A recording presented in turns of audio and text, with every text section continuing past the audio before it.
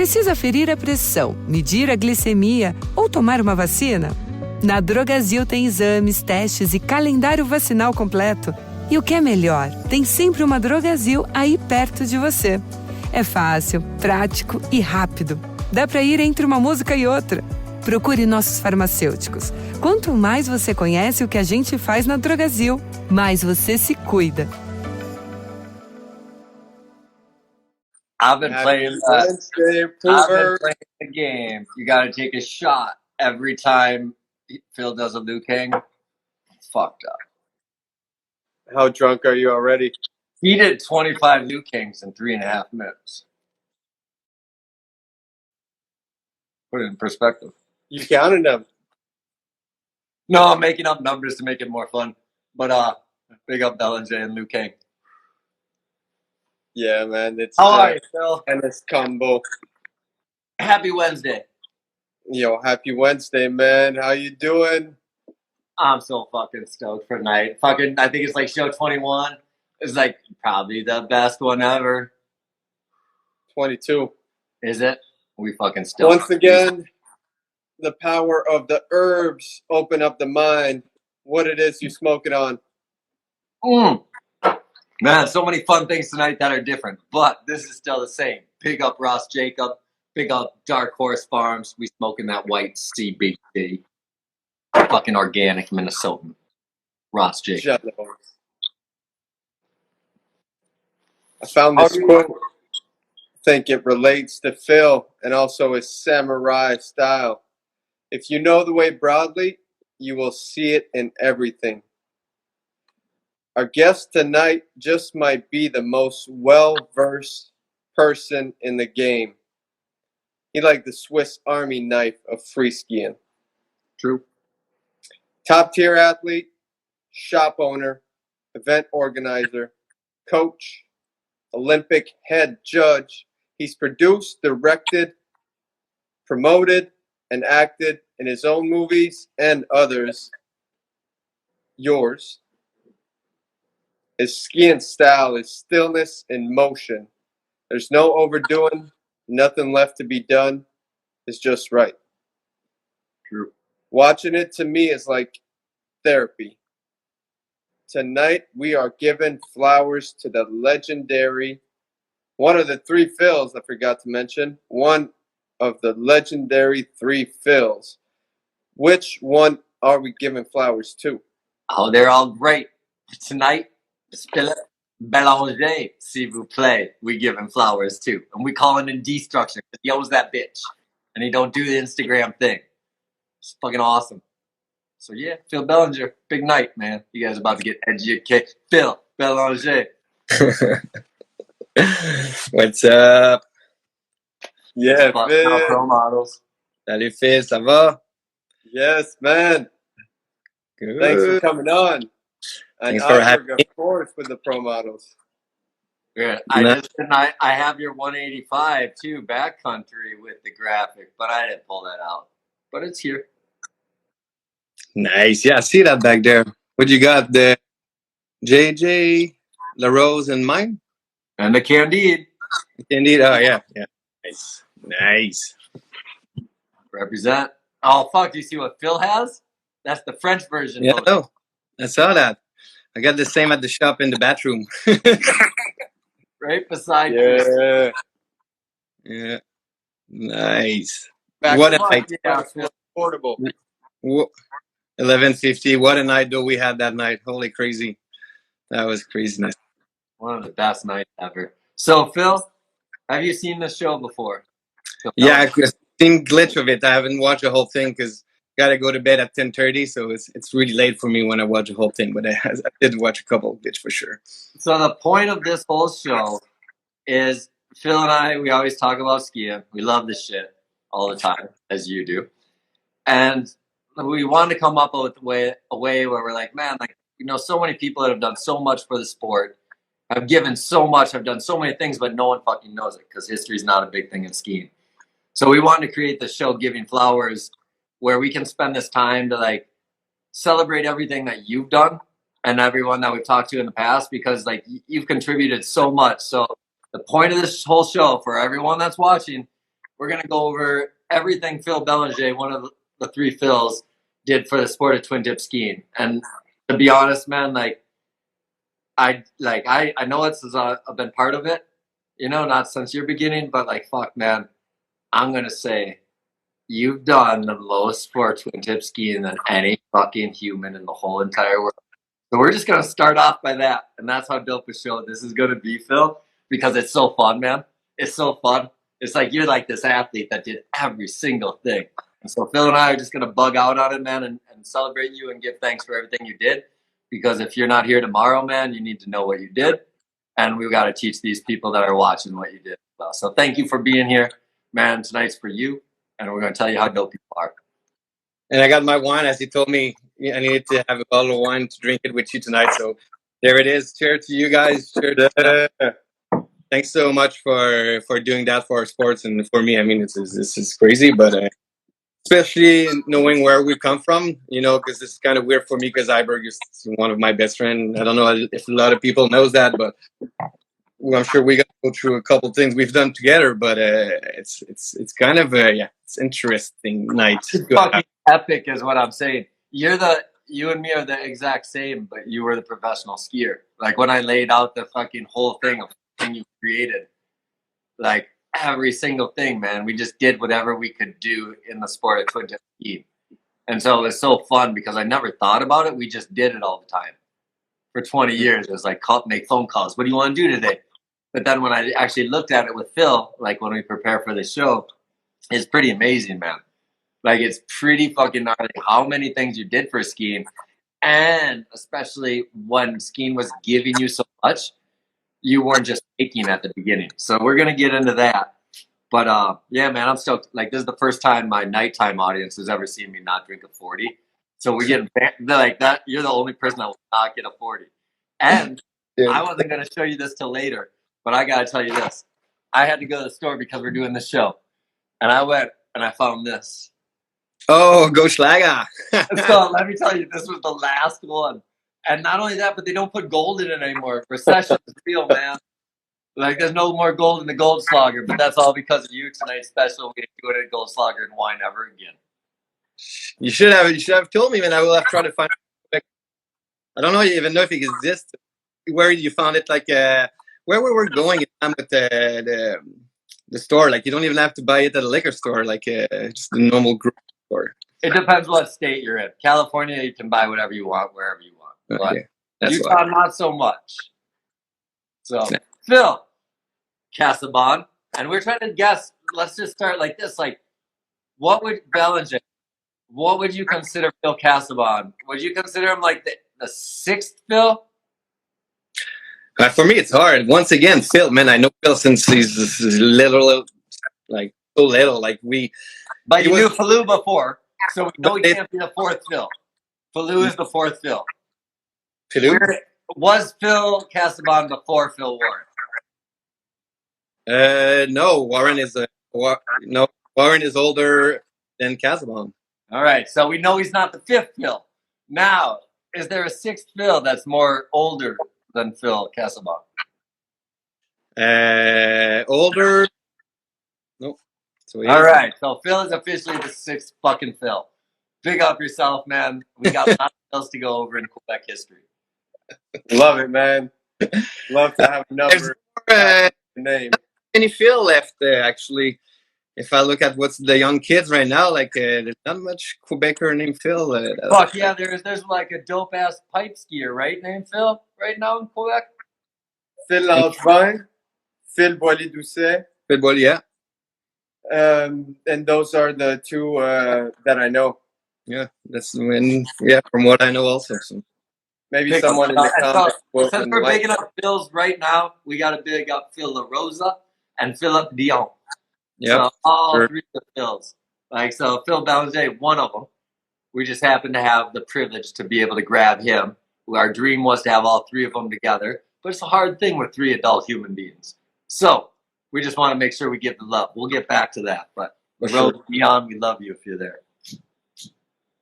So Phil, for the uninitiated, can you tell us where you grew up and how'd you find skiing? I grew up at Florida. It's too bad that I've got my 2 kids sleeping upstairs, so I couldn't show you guys what's my view every night when I go to bed, because I can see Le Relais like right out of my bedroom windows. But yeah, I'm from Quebec City, Le Relais. Grew up there. I started skiing there when I was like 3 years old. So yeah, this is where I'm from. Le Relais. How'd you get into skiing? Was Le Relais, your folks were skiers? Yeah.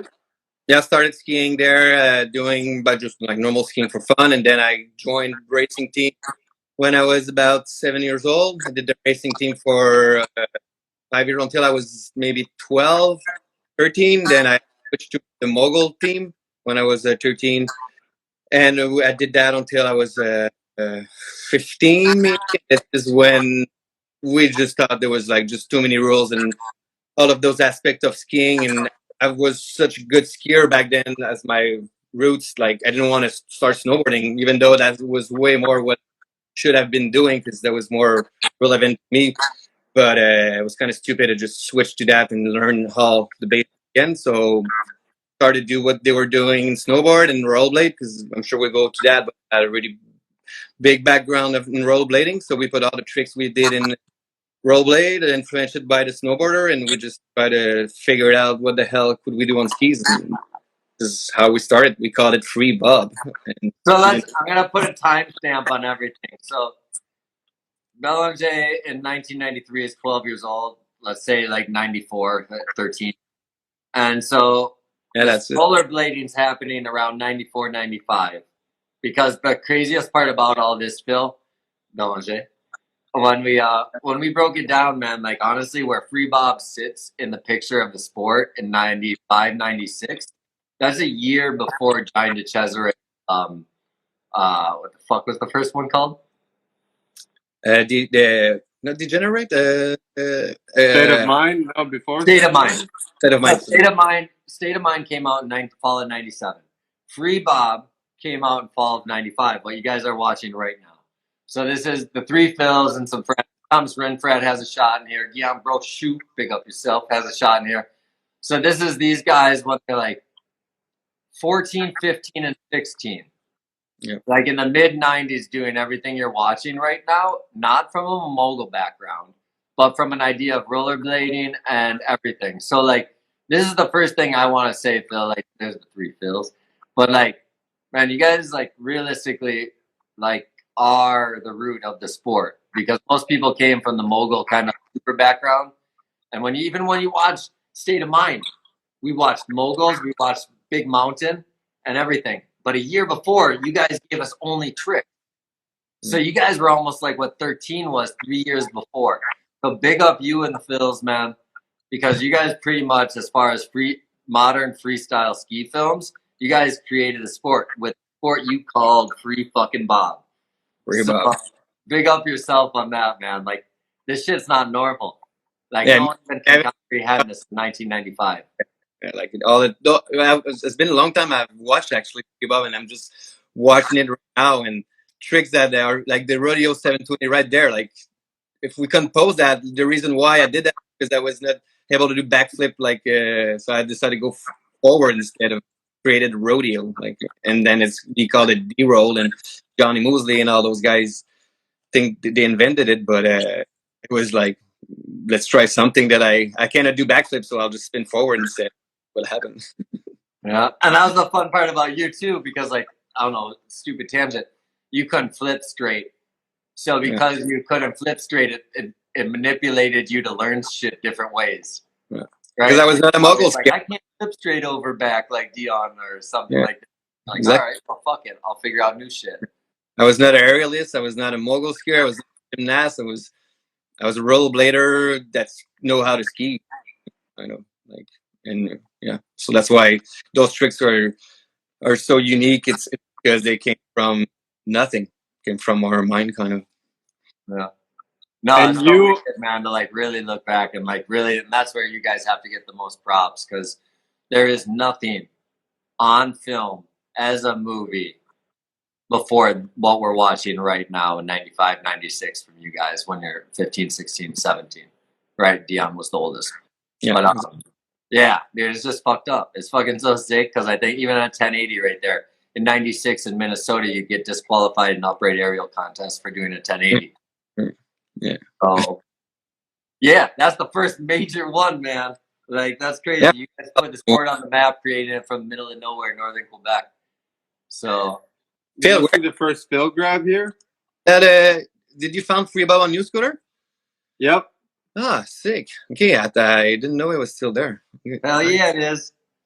Iberg's got the history all documented upon New Stores and inspiredstore.co. Okay, it's under Inspired in your. All you have to do is type in Free Bob New Schoolers on Google, because Google has a better search engine than New Schoolers. So any Quebecer that's watching this right now, type in the word free and the word Bob and the word New Schoolers, and you can watch the 15 minutes of awesomeness.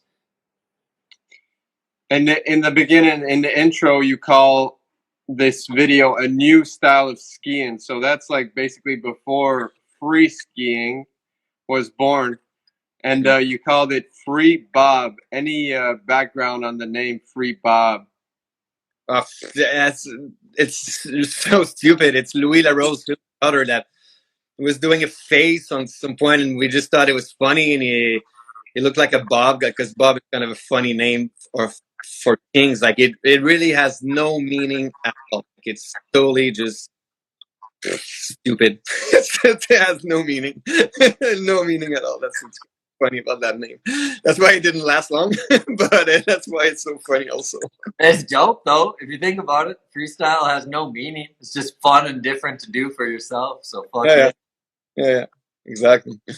It's crazy. Incredible. And this like must have been a lot of first, never been done before tricks. Anyone in particular that you remember that you can call out? That was the first time for sure. What you just saw, like that on that jump, same thing. Like those guys were doing backflip, and I was like, okay, because I tried that tricks on the powder before you saw it, but never on a really like on a real jump. So that was the first time I've tried. I don't think I've landed, but closest I got to landed it. But and this is after that I stopped kind of doing it because I went more onto my Cork 7 tail grab reavers that we gonna see a bunch, and then we saw a bunch. But like this is it. Yeah, that's the first one I landed ever in my life. Yeah. This is like so wicked. I've made like freaking millions of dollars doing that tricks on contests back then. You know, like this is that day I will always remember. Like this is one of the best day of my life. Like with the whole crew there, as you say, Guillaume Brochy snowboarding, doing Cap 10, like crazy tricks that nobody's done on snowboard, and yeah, that was the beginning of it all. That session on that jumps. That's actually the aerial jump. Yeah. Now it's always been the aerial jump at the relay, but that was that still is the aerial setup kind of there. So yeah. So Phil and I were trying to think how to pick your brain because you have so much knowledge. And what I started to bug out on in my head is that everyone at the beginning had to be you had to visualize every trick you did, right? Because you'd go out every day, and if you didn't land, you could be out for the season, a couple of weeks. You crashed every day, right? For your first 3-4 years of your career of inventing a trick every day. So what I'm curious is about like how much you're young, so you're still a young teenage, so visualization's a lot different, I think, than older people, but like you had to visualize everything. Yeah. So like did you just ski dream all the time as a youth? Like when you were doing this shit to like do a rodeo 7 where you're like, oh man, I'm gonna do a side flip with a late 360. You know, like how are you even like dreaming or thinking or envisioning if you've never seen any fucking one do this before? That's a really good question, and I still think about that a lot. See how, like, I always say to myself, and I told a couple people that I was never good at skiing. I was talented. Like I had a lot of talent. I just don't know what happened. Like I had that talent, but I was never good. Like I never become good at skiing because we're doing it back then. Like party, there was fun. It was way more about fun, and for me, it was never been about being good. Like being better. Like it was just about doing it, feeling it, and it was always about the feeling. If I felt something, I was doing it, and because I think I was talented, maybe more than like the feeling that you had when you landed that day in that Rodeo 7 at Le Relais Aerial, it's about the feeling there. Yeah. Like you don't forget it. Like your friends are saying, you got it. And Yeah. then you get it. And it's like, yo, it's better than a win because you did something no one else in the world can do. Your friends think you're cool.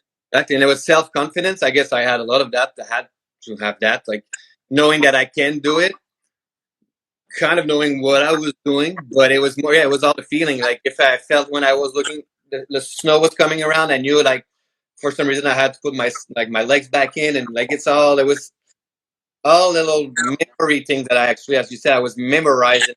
I was either rollerblading or diving or little things I was picking up here and there. And if I was thinking about putting them all together, I knew it would work, and I had to be confident.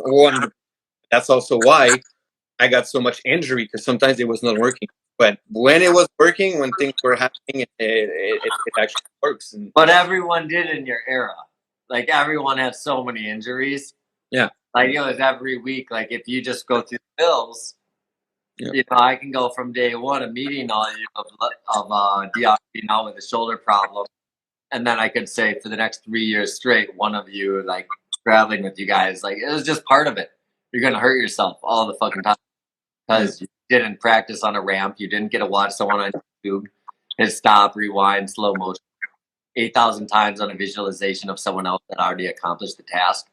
Like it's pretty wild, man. Like looking back at like, and like the funnest part too, like I'll tangent into this, is losing tricks. Cause I was like, man, I don't think modern kids lose tricks. You know, and like when you guys like had to visualize a trick and then like get lucky and put your feet down. You know, like when you guys learned bios, you and LaRose, like I was so stoked on it from seeing you guys do a bio before I met you. Every day I'd be like, can we film a bio? And then by royalty, you guys both lost it 2 years later. Ever. And so we never got a bio in royalty. And I'm like, yo, this trick you can't do anymore. Like LaRose did the very last one and spun like over that little gap jump, wherever the fuck that was. And I was just like, man, like, so I just like, I guess like, how do you lose a trick, man? If someone's a kid's watching right now that's never going to lose a trick, how do you lose a trick? I just told you that was pure talent. I was never good, so I never worked on being better. Like I did it. It worked on for an area for a month or two. Like there was just, and then I stopped. We just stopped doing it, or we did something else, and we never said, okay, maybe today I need to do my Cork 7, my Rodeo 7. Because if I don't do it, I'll lose them. You know. So this is all about the way we were teaching. We would just want to involve, get new tricks, always new stuff. Like I've done it. Why should I do it again? You know, and this is how it went in our heads. That's why we lost so much. That's the one. That jump, I was just like, that day I was so stoked as a kid who had a camera. Yeah. I don't even know where that was. There's the leg grab. That's what I was talking about, Phil Casabon. Yeah, right there. Yeah. So that's not even a bio. I'm on crack. I don't even know what that is. That a bio? Rodeo. What is it, Phil? But yeah, it's once again, he was not the best backflip guy, so he couldn't get his head. So that's why it was so crooked. So Cork out, kind of not totally bio like. But it's a great bio. It's This is one of my favorite tricks you guys ever did. Because you had that trick too, right? You did it once. Yeah. And at that point, what's the first ski? When do you get introduced to like mainstream? Oh, other people outside of Le Relais are doing like free skiing. What's the first introduction to free skiing? But the first people that talked to us, it was actually Jean-Luc Brassard. Jean-Luc, like when we were doing freebug, he saw us for some reason, and he knew that GP and Kisson and all those guys were doing it also in Montreal, and like they were on the national football team, but I haven't met those guys yet. So he's like, you gotta meet those guys. Like there's people in Quebec that are actually doing it, like you, just not as often because they're on the national mogul team. And where's Jean-Luc from? What's his area in Quebec? You mean where is he at that time? What's his ski station? What's his resort? But he moved a lot, but I think it was somewhere in Montreal. Phil, I don't know if you remember, but it was not Quebec because No, I know what you're talking about now. I go back to 92. I was just curious because, I mean, like, you have such a big heritage with inverted air and Lac Boupard in Quebec City with the Roche family. So I was just trying to relate to where Jean-Luc was in that heritage. but So, I'm pretty sure he's and so like pretty sure it's somewhere in Montreal. But he back then he was just already like one of the best moguls here with Dominique Gauthier and Jean-Luc. Guys were like the icon of mogul skiing, and you had GP Cusson and all those other that were like just behind, way more in free skiing scene, that stuff. Like, but they were really really good mogul skiers. So yeah, and then after it was totally GP. Like, well, I was gonna remember that day when we were back. Le Godard, we call it. Like, it's a place where we're all trying the new tricks. Like, you saw a bunch of in Freebob, a bunch of places like that. The Road Gap is where we had one day we brought GP there, and he was showing us that he was doing backflip mute grab and all those tricks already, and we showed him what we could do, what we were able to do, and so that you never met him before. You never met Jake like, there before, and you're like, "Oh, let's go to a road gap and show each other's tricks." Yeah, exactly. It's like, because we're not going to do it in a mogul course. I'll show you where we train. I'm just saying it's fun. Like, I'm trying to understand how you link with JP Auclair. Like, you're calling him up as youth, and you're like, "Yo, Jean-Luc said like you're dope. You want to go be dope together?" No, they were at. It was the national championships at the relay. Like, they had a big contest there, and we grabbed him. It's either like, I don't remember if it was before his contest, after, but it was during that kind of weekend that they were all there. Yeah. GP that came with us. Like, this is a really long time ago, but I'm pretty sure this is how it happens, because after that everything went so fast. Like that here, like or that was the same here, that everything just started for us. But and when you remember, Julian also was pretty good back then, because he was also a good friend with them and from Europe. And then we heard about Ken Kreckler and blah blah and blah blah, and all the US guys came after, even Raps.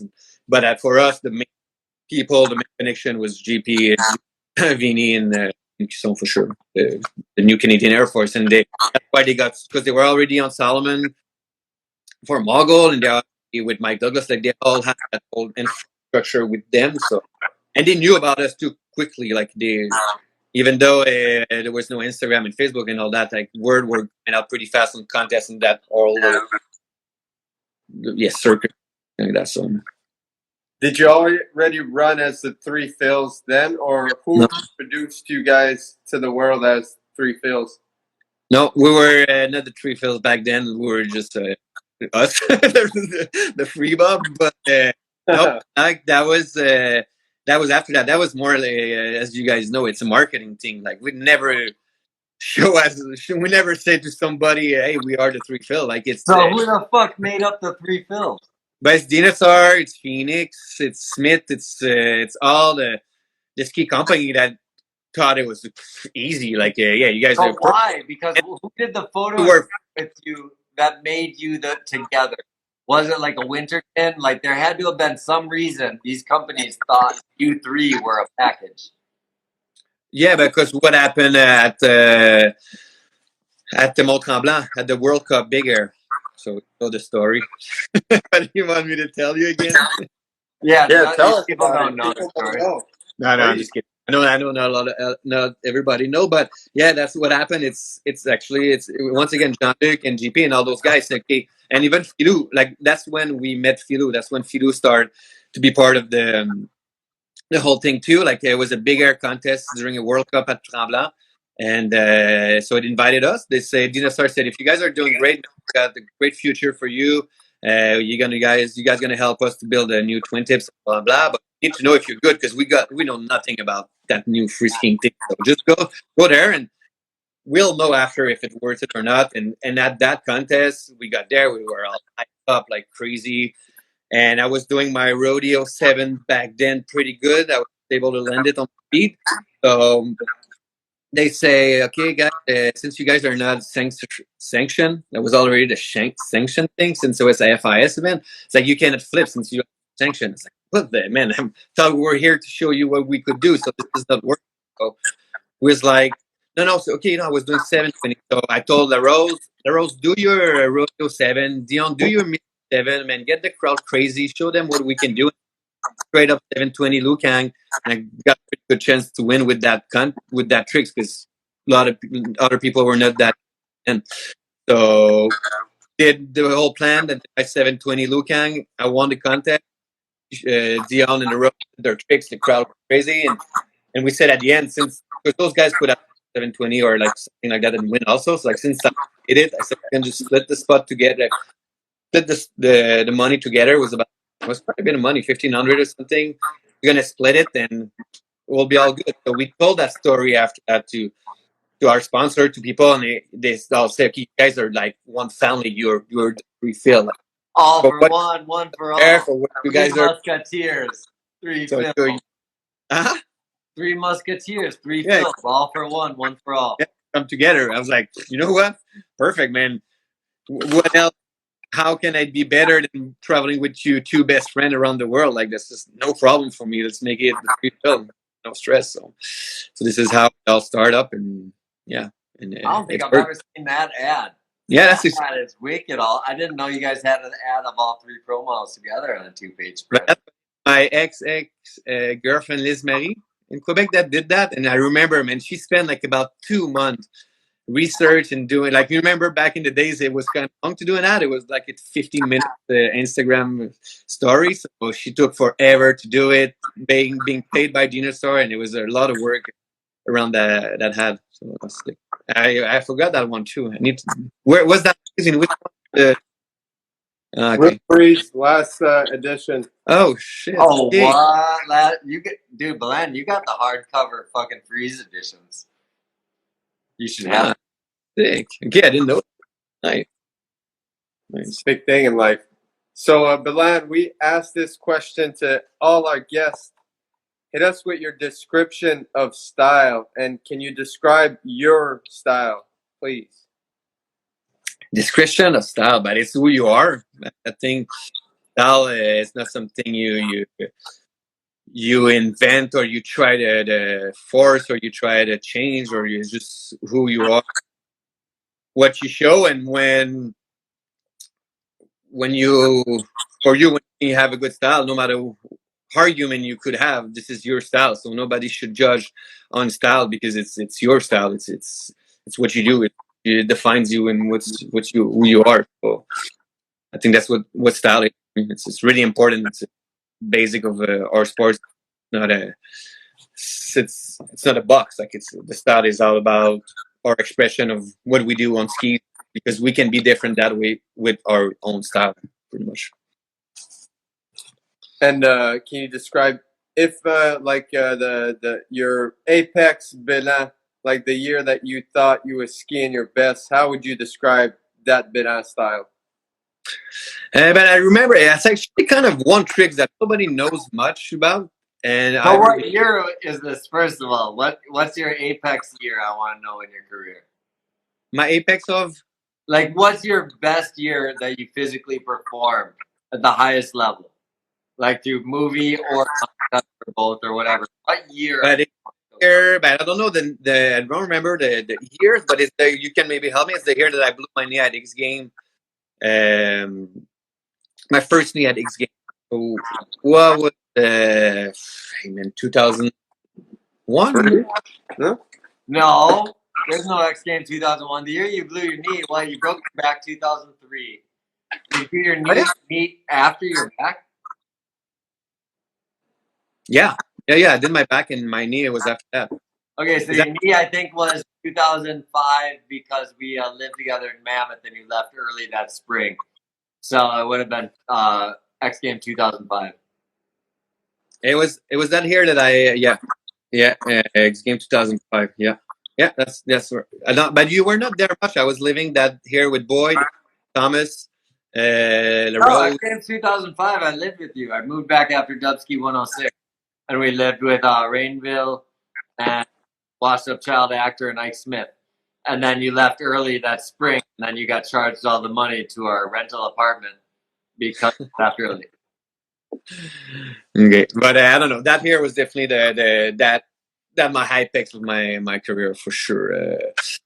For sure, I was. You blew your knee in January, and that was your apex.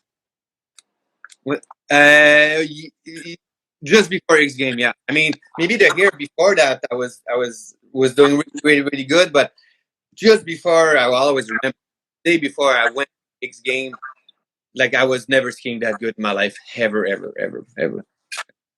And I remember, like, I think Warren is watching, or like, because I don't think you were. Yeah, you were filming there, but that was the first time, and this is weird to say, first time in my life, like. The pipe and Mammoth was pretty much shutting down when I was dropping in, because I had that my full sequence, full half pipe run, my winning X game run that I thought I was going to win. I win with that. I win the X game qualifier with that run easily. And for the snowboarder we're kind of okay. Wait for the drop in, let him do his run. Everybody watching and remember, like. So are you saying that's the same year you won Global X Games? That was the year before that, yeah. So that would have been like the. So that was in 2003 because that was your last shot in Ready Fire Aim. Yeah. So like because that's what I was just wondering what you thought. Because I was like, fuck, man, it's pretty epic. Ready Fire Aim, pretty sure Ready Fire Aim was the same year. Did you break your back at X Games and we still did Ready Fire Aim? When the fuck did you break your back, man? On the fucking. It had to have been 2003 because it's the same year Tanner won first year Armada, and I told you to do a 10. So that's 2003. So you did this segment the same year you broke your back. Yeah, that was at the end of the season. Yeah, after X game. Yeah, exactly. Yeah. So the season after that. So yeah, that's it. Yeah, because that was with the house with Chris, with Sarah, you, and not Chris. That year after that. So. Yeah, pretty epic, man. Phil, bring us back on track. Where were we? Well, you never described your style at your apex. If you can put words on that style, we would love it. But it came from kind of basketball. Like I was not flexible enough to do tricks like others were doing. So this is kind of where my style come from. Somebody that's not really flexible, but so try to reach. I was always trying to reach my grabs and my body position in a way that I was comfortable for me, and it was different than a lot of people because I was not flexible enough. This is always what I say. Like this is why the style coming from there, and especially not being able to do backflip. I always got scared of doing backflips. So by that, I thought my tricks were more forward, and that style was more like leaning forward, more forward. So this is where my style came from. But a lot of basketball, for sure. It's all being low, being always left and right. It was real basketball. Who was your team? Basketball team? The Bulls, Michael Jordan, man. My biggest dream is to meet Michael Jordan.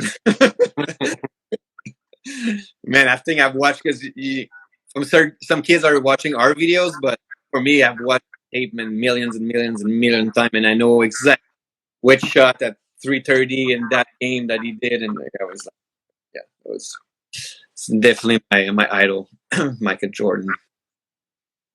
And you invented, and you have a grab that has our common name, thanks to you. Can you tell us the origin of the grab and the story origin of that grab, the Phil grab? Yeah, the Phil grab. It came from there. You just saw actually where it come from on that shot in that pipe, because on the left wall in the pipe, it was hard to do different tricks back then because it was not your natural way. So I needed to get good grab, and I was already doing tail grab reverse there, so it was a grab that I was doing a lot. So I said, I need a grab on that side of the pipe that would be cool and will be fun. And we did it on the other side also. That's the right wall, but it really came from the left side of the wall. Like this is where the Phil's grab. We were able to get good air, and because it's so compound, it's so close to you, it's easier in the air a little bit to do that grab. So that's why we started doing it, and then we put it in 360 and all the other tricks. But it really we needed to figure out a good grab on the left wall and the fact keep carrying our feet on the next right wall to be able to start. This is where it came kind of. Who named it? Who named it? Good question. Had to be some like GP or Filou or somebody of that. So it wasn't one of you guys where you're like, yo, that's our grab. No. It's called the Phil grab. Okay. Awesome. No. It's one of the guys back then, and what made it more popular because Johnny Mosley used it in his video game SXX or something. No. Johnny Mosley. No, SXX was later. And Johnny Mosley was after his name. Well, Johnny Mosley. Yeah, whatever. PlayStation 2, Johnny Mosley game. Yeah. So when you were doing hop down left, it was actually saying Phil's grab. So this is kind of made a statement on it. It's like, okay, it's legit. Yeah, you own a PlayStation 2 with Johnny Mosley's game? I did back in the days. I think I played it. You gotta find it. You gotta get on eBay and have your kid play and do a Phil grab, and you're like, "That's me." You're touching L1 as daddy. That's true, though. That's true. I gotta figure it out. Yeah. For the record, here in that interview in Freeze magazine, I did a Phil. That's you speaking. I did a Phil grab 7. JP asked me what type of grab, what it was, and I said I didn't know. So he said, "Let's call it the Phil grab." That's when the Phil grab was invented. Thanks, Phil. Here you have Casabon, the man, the journalist.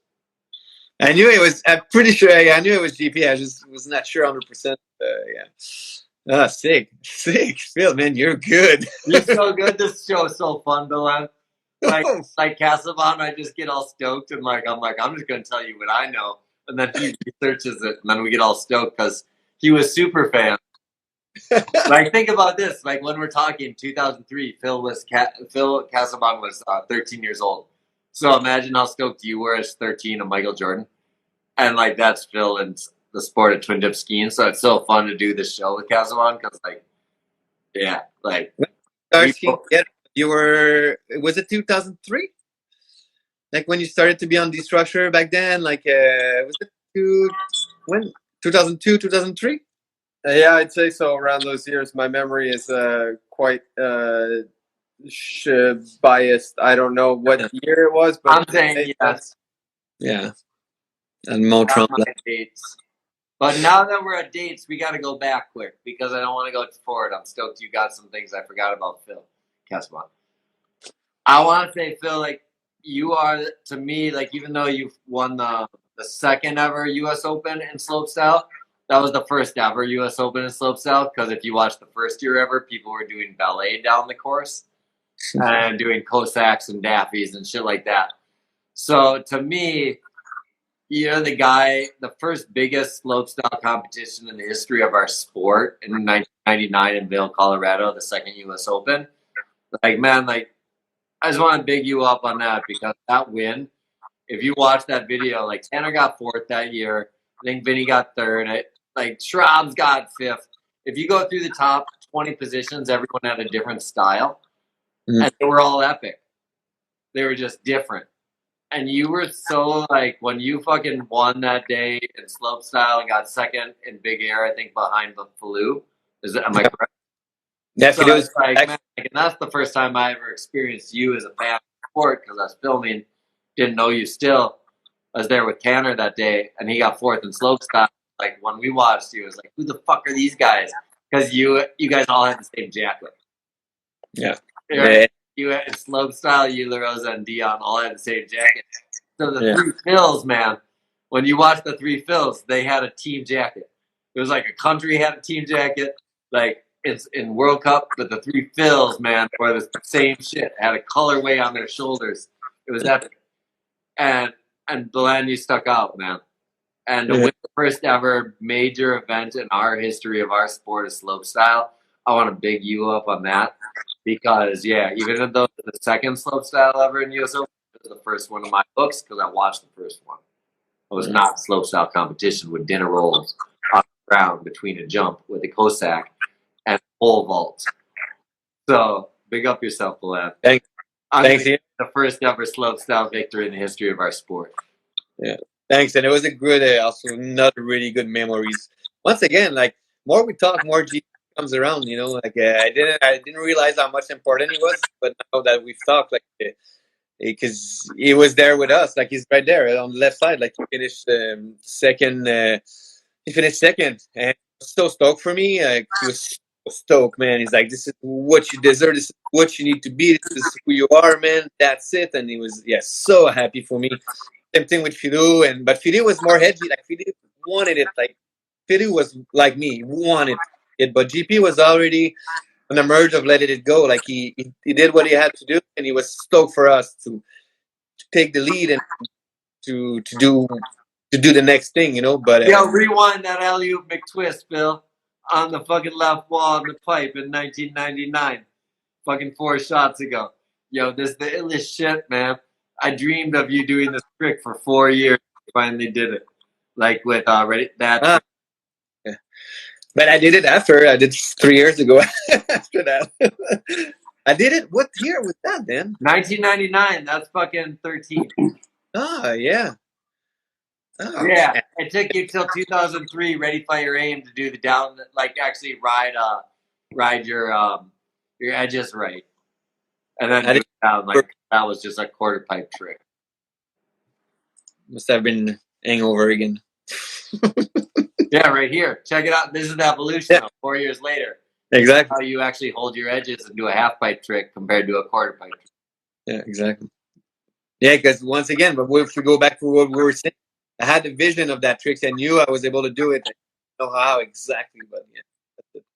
Yo, big up Phil Casabon on the fucking, like, pulling up right when we talk. Chicka.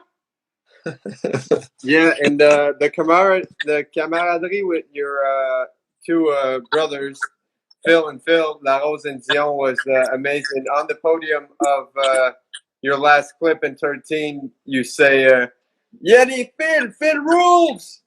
And you could see, like, there was no sort of animosity of underlying tension in between you guys. Would you say so? There was no beef. Like, it just got a little bit harder for Dion because me and the Rose progressed it so much, and me and the Rose were like he had the same talent as me. He was exactly like me, just doing tricks differently. That's what was cool because he has his style, I had my own style, and we're just like going like that. Me and him like just feeding on each other. Dion was more in the middle, and he quickly realized that he didn't have maybe the talent. He was good. He was good. I want to say this, Phil. The way from the outside, Dion was the guy who had like a crazy natural talent at the beginning, whether it was in physical skill set or intellectual, being able to speak English language. And as your crew, like he brought so many things that pushed you guys at the beginning.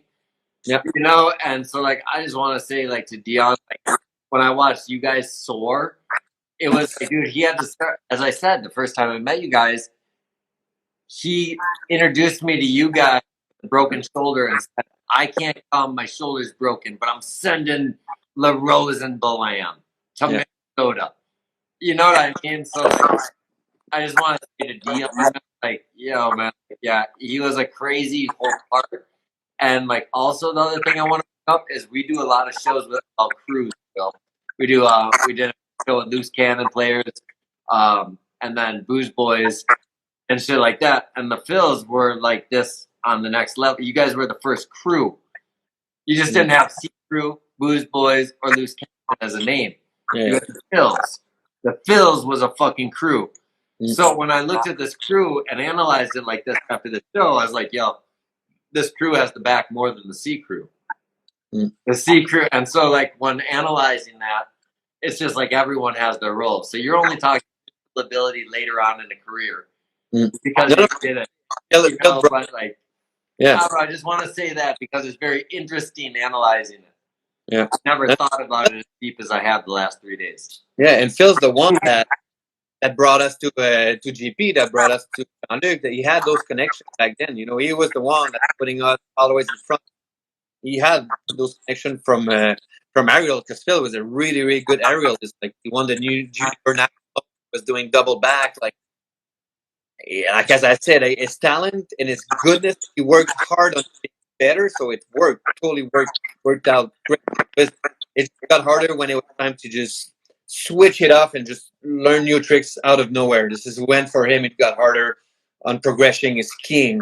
But then he did other things. He went to a team managing and blah blah, and he went right and left. But I know for him it was hard to just give it up and okay, I'm just gonna start from scratch and learn new tricks. Like it was more in his head, it was a little harder for him. And to put it in place, you and LaRose in 2001 went to the moon.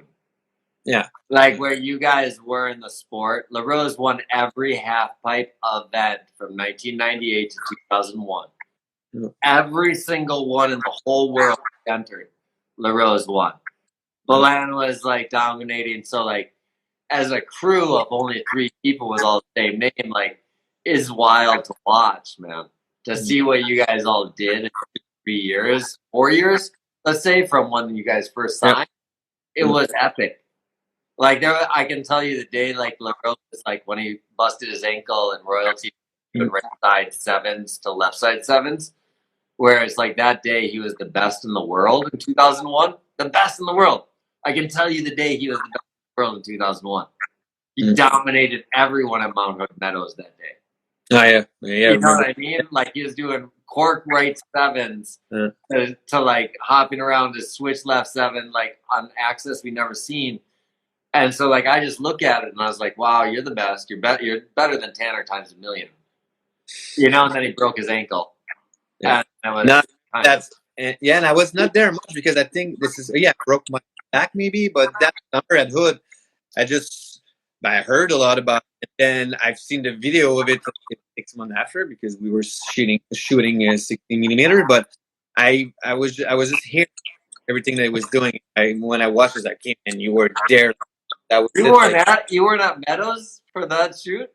No, something happened. I was hurt from maybe my back or remember, but no, I no remember. I just remember the rotations he did, man. Oh, like he earlier that year in Mammoth, I was learning that right flat 5, and it's like I never saw that rotation all year at Mammoth. It's like doing it relaxed, and it's like, yo, you fucked up, man. Ain't no one doing this, and then he was doing that like on 80-foot fucking true tables, and you're like, all right.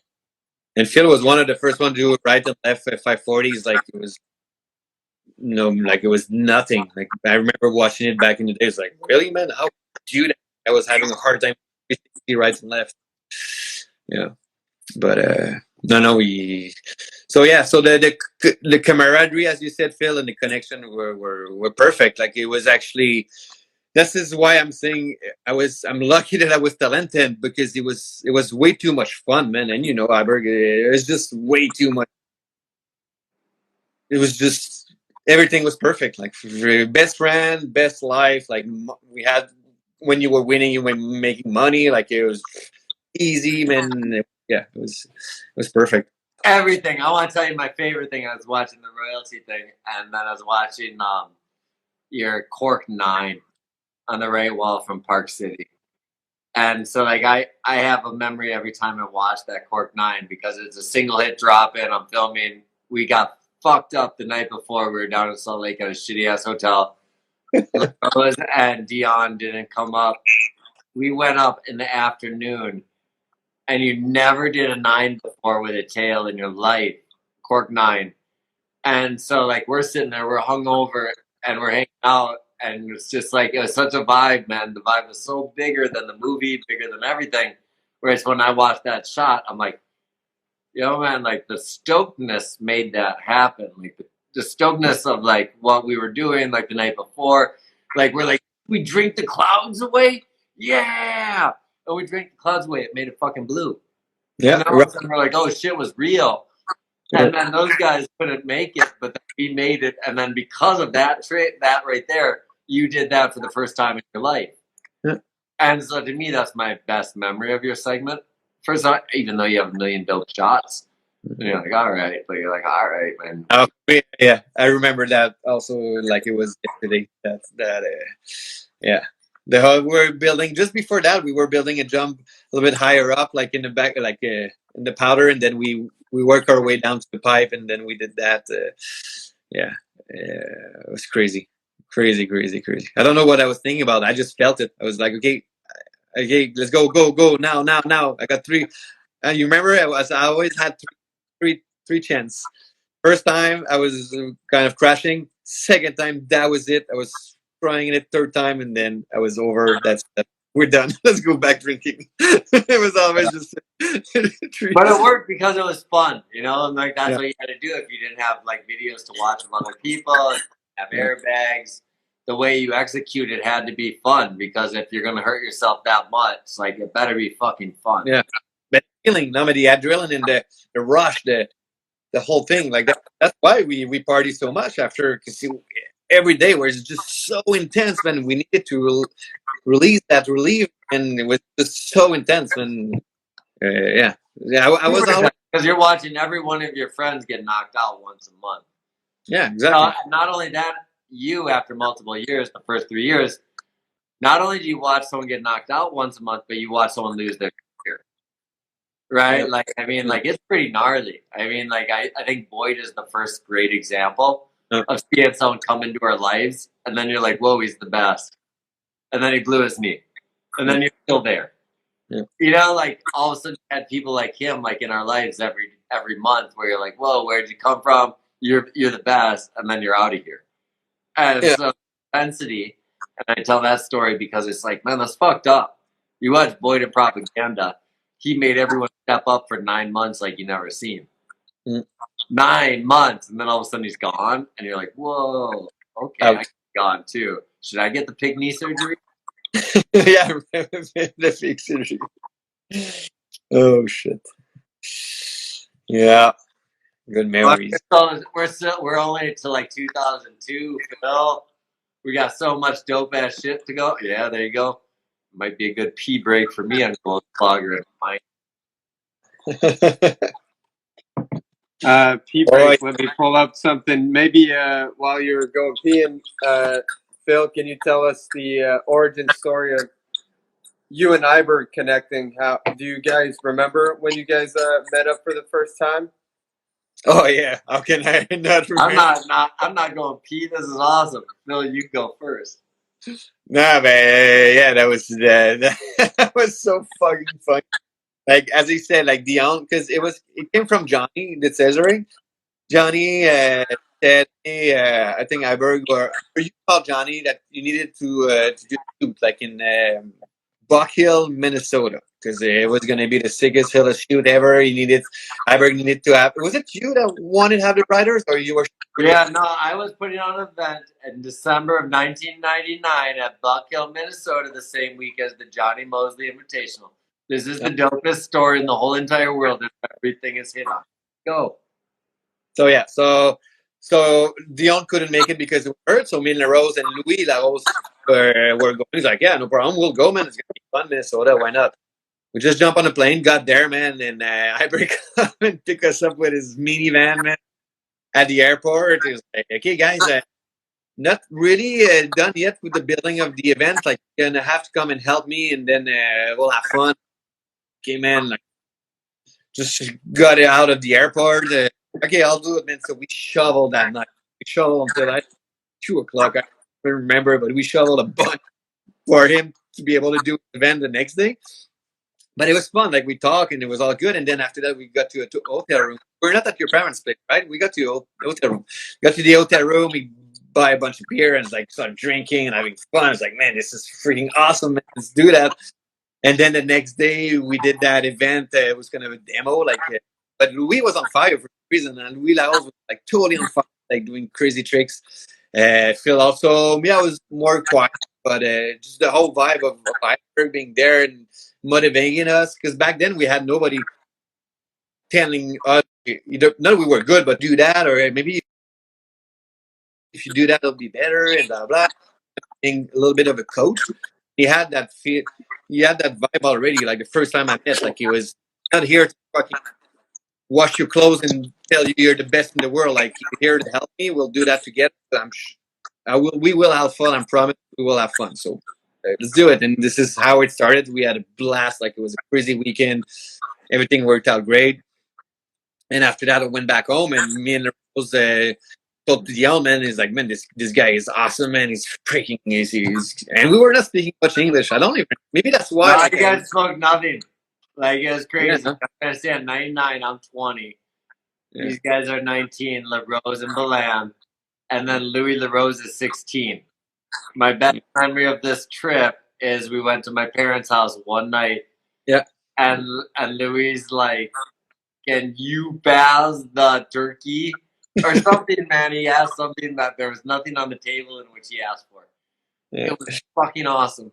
But yes, 2 days. Like, yeah, took us 2 days, and man, for sure, me and Iberg got a connection. Like, we got something going on. I kept that connection. Like, I needed more. Like, I needed to be around for some reason. Like, it was something happened during that weekend, and we just, as soon as he was proposing us something, I was always jumping on it. Yeah, yes. And then moving forward, for me, it was my. But now it's my time to give flowers, but I give him a little bit.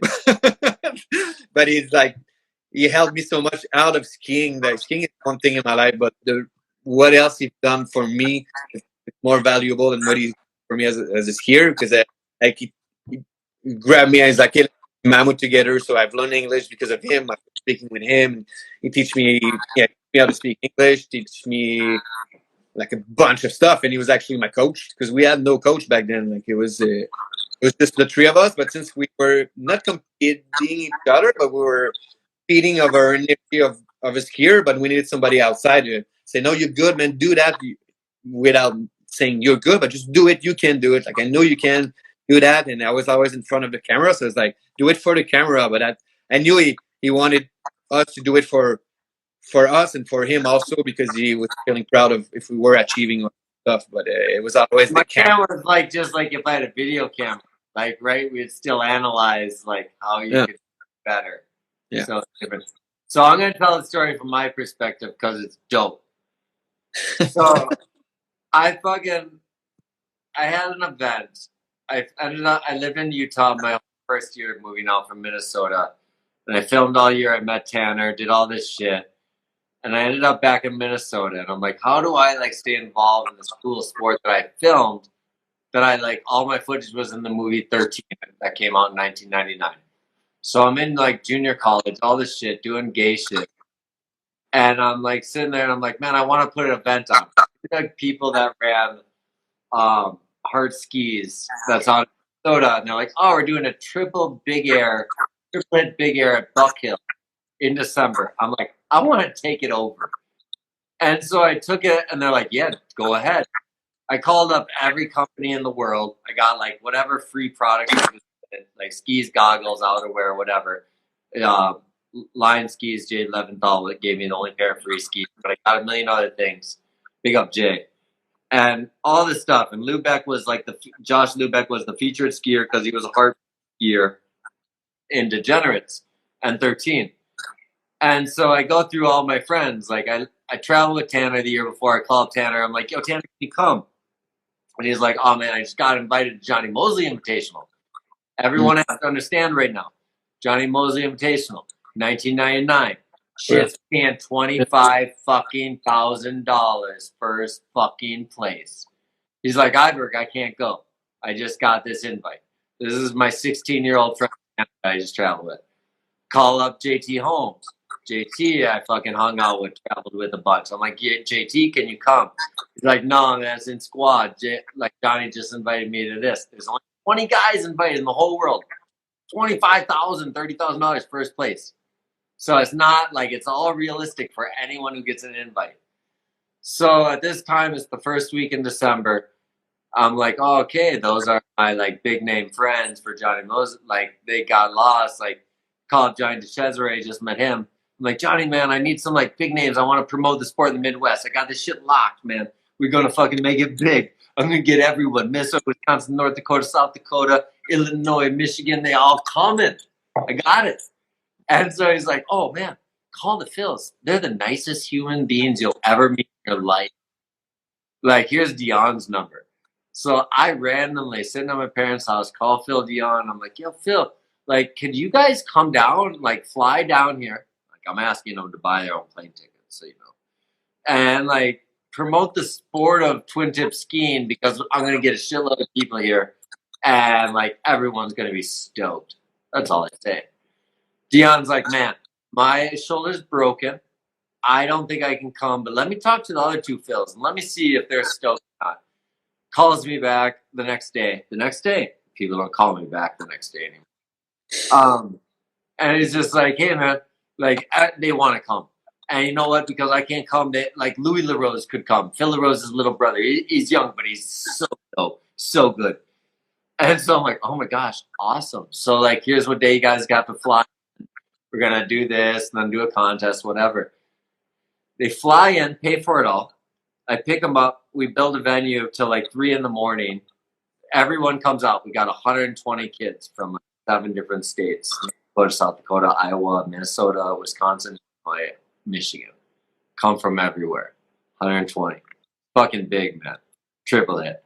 We built jumps that are not the size you should build for Minnesota kids in 1999. And we just made something awesome. And like these guys spent so much time the whole weekend, vibed so hard, and like we talked about so many things, like, oh, how do you get presented in movies? I love movies. They're like, oh man, I didn't get to pick my song. Oh man, I didn't do that. I'm like, we should make a movie. I've never made a movie, but I wanted to, you know. And so like we vibed on every single thing, and because of that trip, that was really the beginning of everything for me. Like even though I spent the previous year traveling with Tanner when he was 15. The Phils, when I got to meet them, and then meet Dion later at Gravity Games when I met him and I started staying with them and traveling for a couple months. Like that was the pinnacle.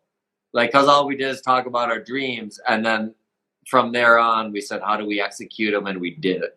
So I want to thank you for that trip, man, because that trip changed my life. Thank you, Phil Dion, for making these guys go. And like everything I did was because you guys coming to Buck Hill, Minnesota. December 1999 for the Heart Skis triple hit big air. I'm going to take a piss. Take over for a minute and a half, Phil Casabon. Thanks, Iberg. Amazing story. And this is when you guys make your first movie together, Spun. Yeah. Eric Iberg's first movie. People, check it out. It's on New Schoolers. So, Phil, one thing I was reading through your interview, and this is like tangent and far from your skiing career, but when you were a skier still, but as you were a skier, you kind of always wished to have a say in the judging aspect of things, and so eventually you become a judge yourself and go on to judge the Olympic. But here is a quote from you.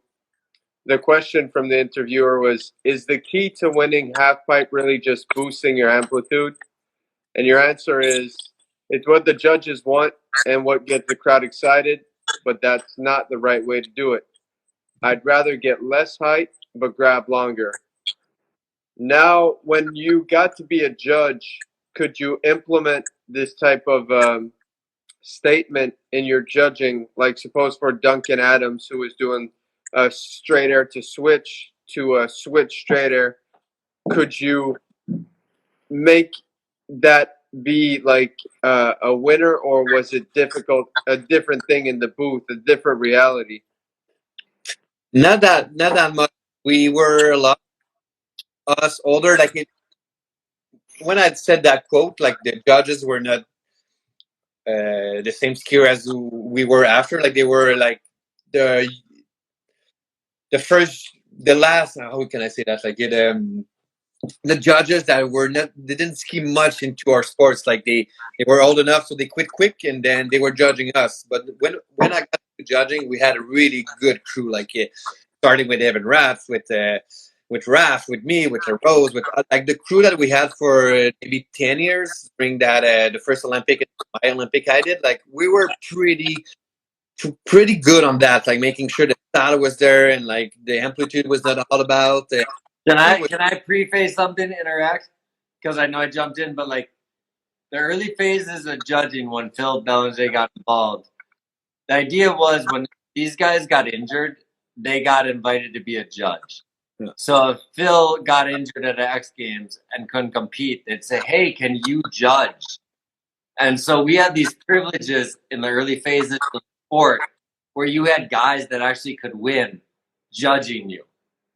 You know, and so like the standard that Bélanger was able to like think about because he was part of in the early stages, whether it was X Games or AFP and stuff like this, like it was pretty awesome because it set you up. And I just wanted to interject because I don't think it's realistic nowadays.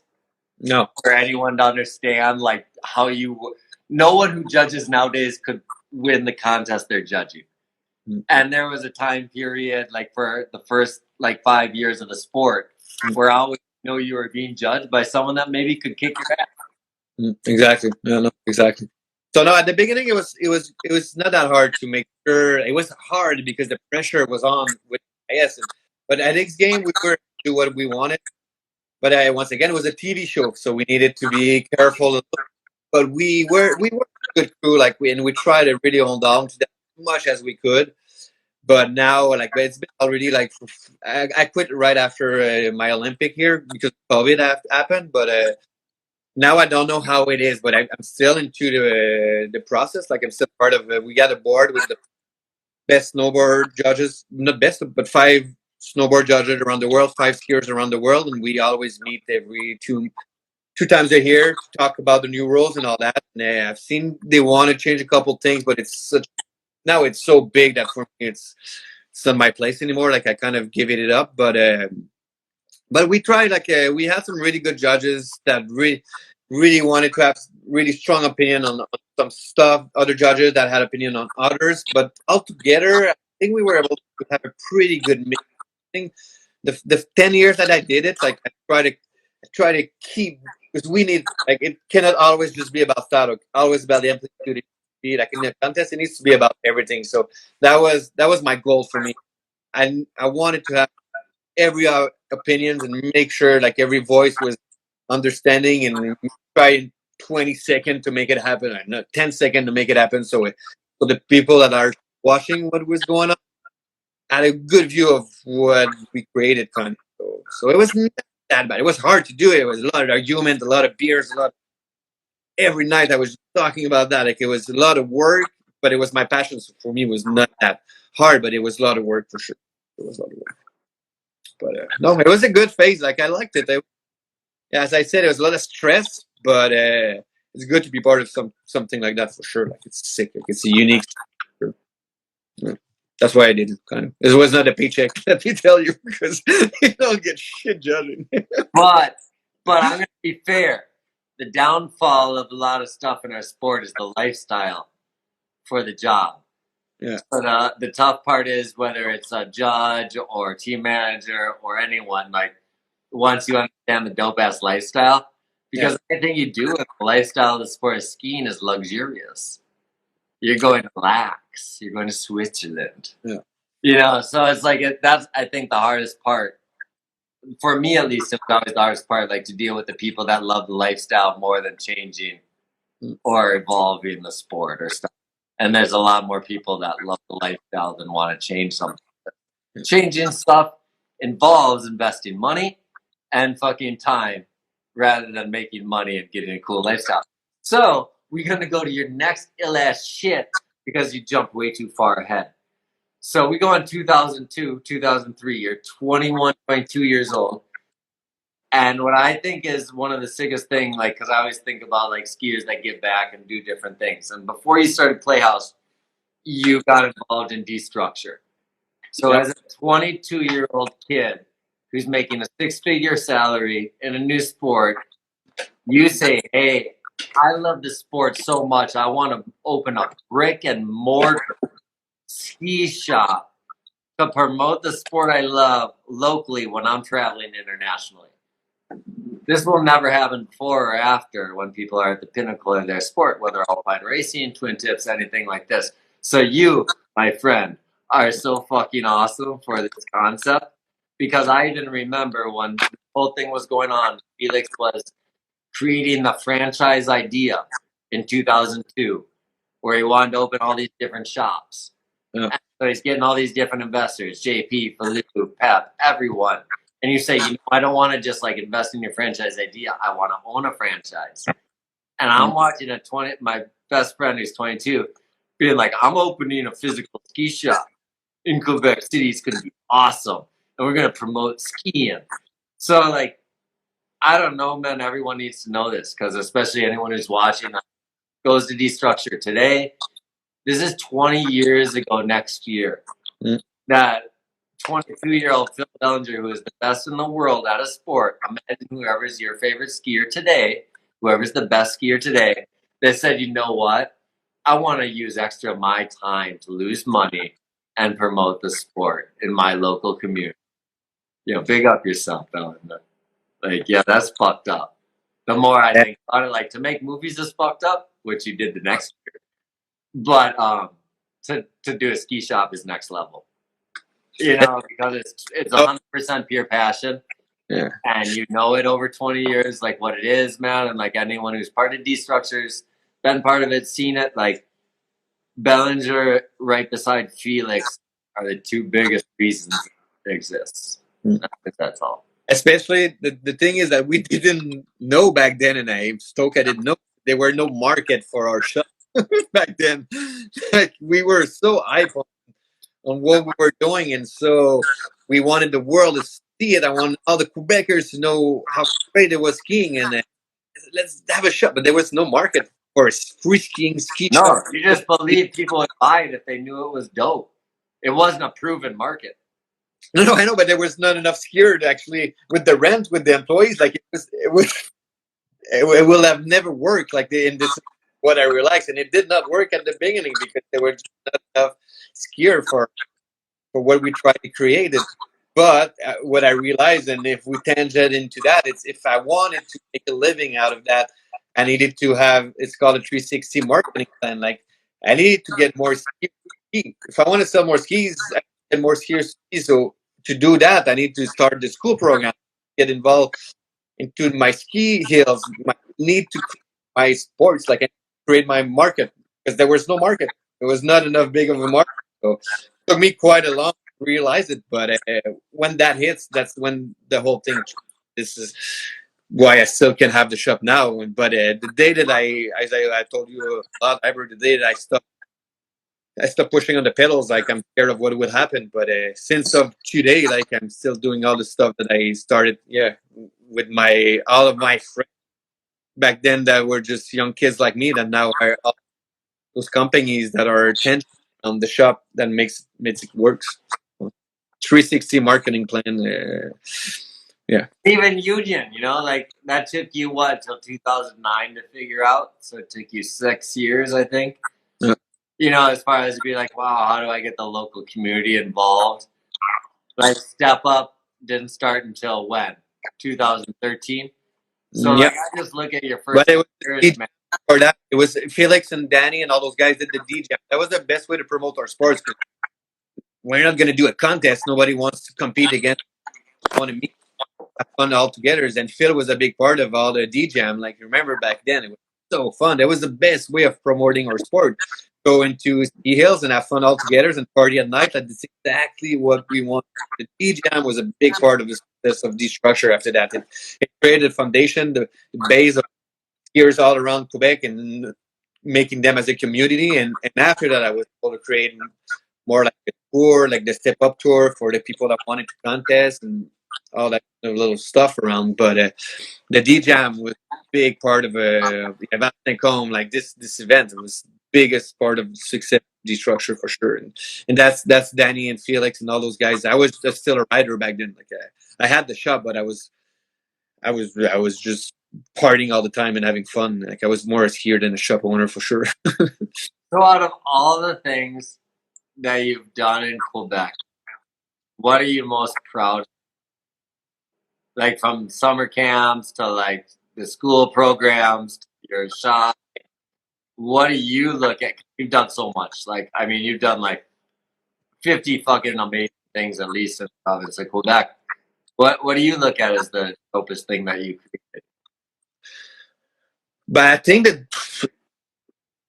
it's where where destructure is at right now. I think it's where the whole thing is at. Like, it's mostly I'm proud of the employees that I have, that I was able to get my passion to them, and to create like the whole bubble that works, and it's there, I think, to stay a long time.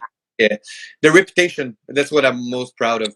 The reputation of the structure, and this is not coming all from me, come from my passion. I try to, and since I'm so passionate about it, it translated to my employees, that translated to the customers, and then over 20 years, those customers keep becoming, and this is what I'm the most proud of. Like, yeah, what if you say destructure to somebody, I don't think none will say a bad thing about it. Like, either goes to the way we run the event, the way we treat our customers, the way, like, we always there to help. Like, we always there to make sure they have a good time. They come to my shop. I sell dreams. Like, I want them to come in. If they come to my house, and I sell them my dreams of what it's like to be as far what it was for me. So that's what I'm the most proud of.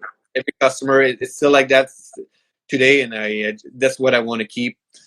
That's what I want to keep that name, like the structure, the way it is now. Like, it's the right place for what it. Yeah, that's what. Word. Casabon, what is the dopest thing that you think of Phil? Like, as a skier, like, because you've been put in so many parts. You've been a D-Structure athlete as the super youth. You've been part of the D-Jams, been to the D-Splash. You're a Quebec person. You understand what the land means to the culture and the sport. Like, what's your favorite thing? Like, when you look at it, is it segments? Is it like, is there anything? Yeah, to me, always nostalgia towards the royalty segment. That would be like my favorite Balan part, but also more on the like wearing many hats is Exact Science and Playhouse Films, Red Tape, Schematic, White Shine, all of these like conglomerates of movies that he did with Rinfrae and La Rose. I think Playhouse Film is like because they put me on also, like in the before there was like also Advanced Vision, which was like the more localized crew, and but the professional like videographer and cinema ski movie was Playhouse Film, and they put me on my biggest plateau at that You point. were in the like first Playhouse film?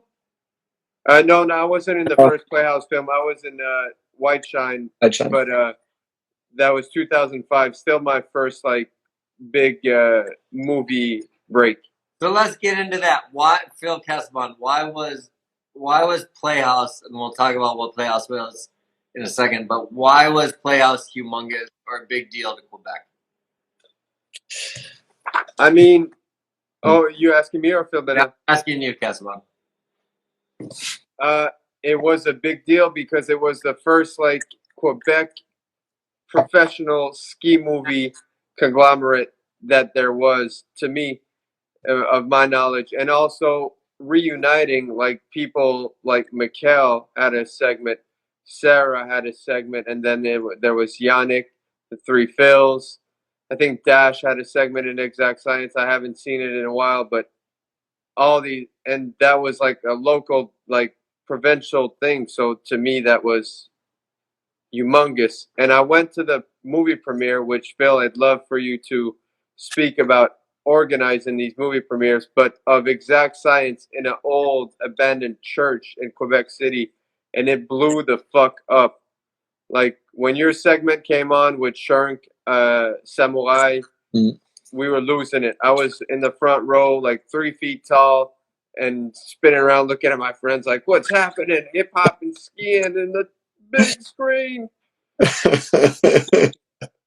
So can you tell us about like organizing these premieres? And one that you guys have in common is a royalty premiere, which Iberg always tells me, well, you haven't been to royalty premiere, you didn't see shit. So I'd love to hear more about that. That's the poster behind your back, man.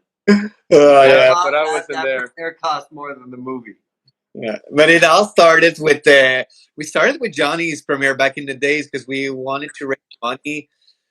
But first, we wanted to just do a party and showing people what we could do on skis. Because now we were trying to get some interest by the media and stuff. So it was like, okay, to make sure people knows what we're doing, we need to show them what we do. So we were starting. We did 13. We did 2 Johnny's movie before that at Le Relais, big premiere, like 700 people, like party, with DJs, hip hop and break dancer, and like all sorts of like just a real fun night, like perfect night for skiers, and that worked out so good.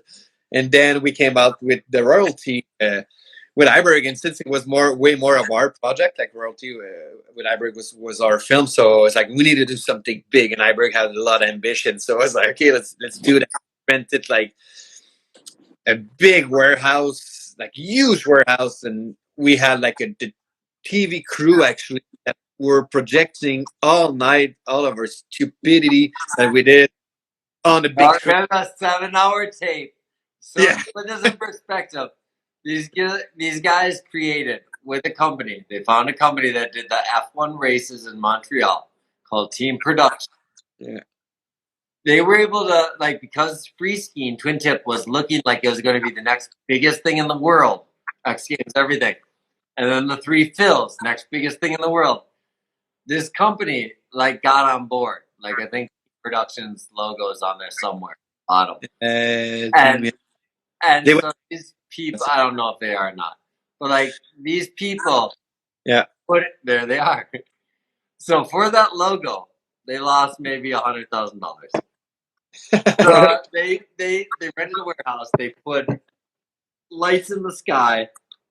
They had 3 rap groups, 2 breakdancing groups. We had a foam party. It was all for one movie.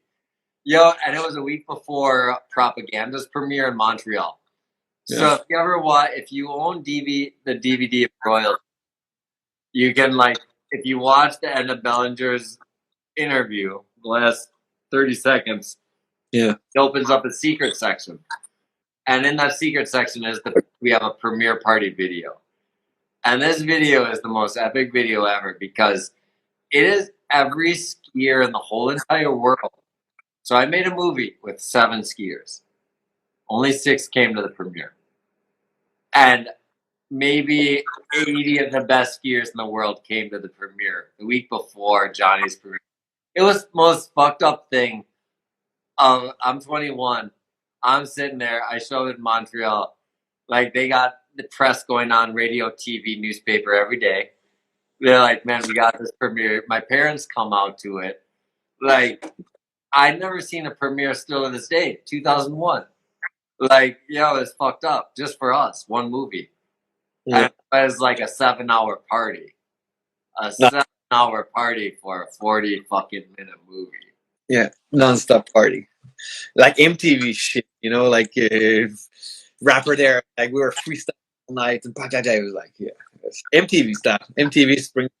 That's the most fucked up shit out. I got a video. I got a VHS, man. We had a microphone around for an hour and freestyle. Like every single skier that you ever watched in a movie in 2000, 2001 grabs a microphone and does the stupidest freestyle you've ever heard. and it's filmed by 7 cameras. Yeah. So they look like they're a professional rapper drunk. It's awesome. Good. So point being, yeah. Like the whole, like, I think where Phil was going, Casabon, this is fun, is like, man, like your event promotion is a huge thing, you know, and like other than like all the other shit you did, man, that's another thing we want to give you your respect for, because whether it's for movie premieres, like of your own movies, other people's movies, you did my first premiere in Royalty in 2001. You did my last premiere for being fired in 2016 with Phil and Henrik. You know, like, that's true. The passion you have to promote the sport in your province is wicked. And I always look at Quebec as Mecca if we were a Muslim religion, you know, but like that's the spot, man. Like I view you guys as the origin of the history of twin tip skiing. Like 3 Phils, it's Lac Beauport, it's Quebec City. So like to have my first movie and my last movie be premiered in Mecca, man, I want to hey, thank you. Because like where else could I premiere my movie? Like anywhere else would be retarded. I got to premiere my 2 best movies, like my first and my last, at the best place in the world, and it was all because of you and like your team, whoever else helped you out. But I'm thankful for it. Thank So that's another thing, event promotion on top of your thing, and we're still only at 2001. Fucking 9:30, 10:30. Yeah, but yeah, movies. Anyway, there's no more. So I'm glad that I did yours at the last one because is there any more? Like there's the actor, but there's no more single movie premiere. Is there like is there still? No, the only person that kills it now is Henrik. Is like he keeps it real. Okay. The team movie with Harlow Apparel, big up Henrik as always. Okay. You know, it's not like he wants that vibe of like, let me promote it. You know, and he's genius because he's promoting a product, you know, that's his, and like putting it out, promoting his team that gives love to everyone, from Noah to Panda to V Morale to all to Bella Bacon or whatever, and like everyone, man, he's on point as far as the modern day movie.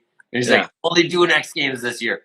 Everything else is fucking filming for my movie, and then I'll keep it mysterious, and then we'll drop our movie next fall. So big up Henrik, because Henrik's the reason why, like, he's 30 fucking what? He's 31. No, he's gonna do 2 more Olympics, and he's gonna keep the genre real until the next revolution of freestyle. You got hot dogging, then you got modern freestyle that you brought in, and Henrik's gonna be part of just like whatever the fuck next is. Yes. Back to Free Bob. Yeah, Free Bob's gonna happen again in the next 5 years. However, and I think Henrik, because of his love, will be able to be at a 40-year-old part of the 3rd revolution of freestyle. Big up. So wait, contest. So contest movie. So now we got to get into movies, man, because we're only at 2002, and movies is a huge thing. So the next biggest thing we got to give you love for, Phil, because like I give you the most love because you were my best friend at this time, and I saw your passion after royalty, and I know there's more. Thomas Renfred, big up yourself in this conversation, you know, because I know his passion in this. But Playhouse Films, you know, as Phil just said, like it was such a big move to come out of the birthplace of modern twin-tip skiing. You know, like Playhouse Films was huge. You were the most authentic thing. And my biggest thing when I created movies, I did one movie and then I said, do your own thing. I did my movie with you, Playhouse. Tanner, he did his thing. Pollard, he does his thing. You know, like Phil and Henrik, they do their thing. So my role in life is to say, let's do something awesome. And then you do your own thing because I got more shit to do. And like, maybe it bummed you out when I did royalty because I'm like, I'm out of here. I got other shit to do. But what I was most stoked on always in my life was to see what you created because of royalty. Why did you create Playhouse? And what was your whole purpose of it? Because it was such an awesome thing that you did that affected so many Quebec kids and a lot of people around the world outside of there, but mostly Quebec because it's a big deal. You're Quebec skiers, you're Quebec production, and it's Quebec funded. We saw Quebec but to tell you the truth, Playhouse, like it's really more Thomas in the roles. Like it's really come from their vision, their mind. Like both of them are artists, like really, really good artists. And Thomas still to this day, this is what he does in life. The Rose also is an artist. With Woods, like they're both artists. Me, what I liked about Playhouse, it was the business side of things. Was what attracting me. So that's why I was way more into the marketing, the doing the premiere, the packaging, like the selling. Like I love like watching at the sale, going through the website. Like it actually works. Like this is making money. Like this cool. Like I was more on that side. Those guys, like those are the flowers you need to give to. Like they're really, really. No, for sure, and it's teamwork, man. Exactly. Teamwork. It's all, and that's why, like, but at the same time, like we're talking to you. Yeah, I know your passion for the support of La Rose and Renfret. And so, like, when I see it, like, it's still at the same time, you're representing Playhouse Crew, just like you represent Three Phils right now in this conversation. So, you know, but that was a great Playhouse- way. Yeah, for us also was a great way to, that's why we did White Shine, to with destructure and to show the Quebecers, like, this is what Thomas and Phil wanted also. It's to show the world who we were as Quebecer by taking the best in the world, like having Candide, having like Gael, having like Dash, trying to always get the best around to make a video that was just all about us, just the Quebecers, because we wanted to implement JFL, like Charles Gagné, like we wanted to make those guys on the map, and then after that it could go on with other companies. But it was a really good way for us to have a voice for Quebecer into the filming market. Like you did it for a lot of us, but as you said, you wanted to move on and do it with others in other countries or in other aspects of their skiing. So for us, it was important that we show what the Quebecers were able to do, and that's what I think we gave a lot of that voice for 5 years almost. what was the goal of Playhouse when you started it? Like, why did you even start it? Like, how? Like, How what's it the was conversation? you've been to it was a small Playhouse. The name of it came from a little cottage. We always spend our summers at Thomas's place, and like Well, why did you the name not the name, but like why did you even want to make a movie? Why did you want to make a film company? because we realized that to be in a movie, it was already about all the sponsors. Like at that, you were the only one that were not about that. So when we made royalty, we went and got a sponsor to sponsor the movie we were making. And the year after that, we realized that if we wanted to be in Johnny's or in other movies, the sponsor needed to put money into their movies so we could be in it. And we were like, man, this makes no sense. Like, why don't we just create our own companies and then we'll have the money from there, and then we will be able to show what we could do. And we started with that kind of. I started with that mentality, and then when I brought Thomas and Phil, they were like, no, okay, that's cool. We will have the movie, but we want to show another aspect of skiing. Like we want to show the style. We want to implement the music with the graphics, shooting 16 millimeters, and like get all the the stuff, the cinematography into La Rose and Thomas definitely. They were next level, man. Yeah. Let me show you La Rose's ski. It's the weirdest ski you've ever seen in your whole entire life. I love you, La Rose, but the weirdest ski you've ever seen in your life. Yeah, you're weird and you want to create, man. Like, so you had two creatives at the highest level. Yeah. And that was what was fun from being a friend, because like, I don't know, La Rose, man, I love you. Like, yeah, they're creative humans. Like from angles of everything, from their perspective. Like, I don't know, that as a fan, I enjoyed you guys' movie so much because of how weird it. Like, I don't know, La Rose brought the super weird, and then Thomas brought the like, yo, I get it. Like he's like, he brought it. The movie, or Thomas is a movie guy, man. Thomas Renfret. Right. I want to big up Thomas at the highest level right now, because like I look at him as he's the producer in Playhouse. He's the guy. Like La Rose is so creative, he could like whittle at a tree in the backyard and be content for 50 years. Milan's gonna push you to be like, let's make that tree awesome. But Thomas is gonna be like, okay, well, guys, here's how it is. We're gonna get with the Canadian Broadcasting Company, and then we're gonna get this people, and then we're gonna create this dream so the world can see it. And so that's why Thomas needs his love too, man. You can't have life without Thomas. No. And Thomas did so many things that were so special for Playhouse. Yeah. Like whether it was raising the funds to exist when the ski funds don't exist, to create the images. The reason why Playhouse existed was because of Thomas and the passion in the province of Quebec. So. And the best segment, I think, if people want to watch the best segment, I think that represents what is Playhouse is the Icelandic segment in Red Tape. I don't remember which one, but it's Icelandic segment. It's Red Tape. Yes, red tape. Everything is in that segment. Like the everything. Like it's just. And for me, you know what? It was the worst segment. I was like, man, guys, this is not ski porn, man. Why you guys do that? It's not what the kids want. And they were like, no, Phil, man, trust me, man. This is it. This is what we are. It's like, okay, but as I said, that's why like I was the marketing guy. It's like, this is not gonna sell, man. But this is what Playhouse was. Like, this is what Playhouse is, and I'm stoked they didn't listen to me on that one, like, because they were right. Like, this is, for me now, it's my best segment, man. I can watch that segment over and over. Like, Yeah. so unique and different. So, yeah. No, and that's what was fun about ski films, right? Like, I can say, honestly, 2007, I'm going to say, is the pinnacle of modern twin-tip freestyle ski movies, because you have Save, you have Idea, you have Believe. Mm.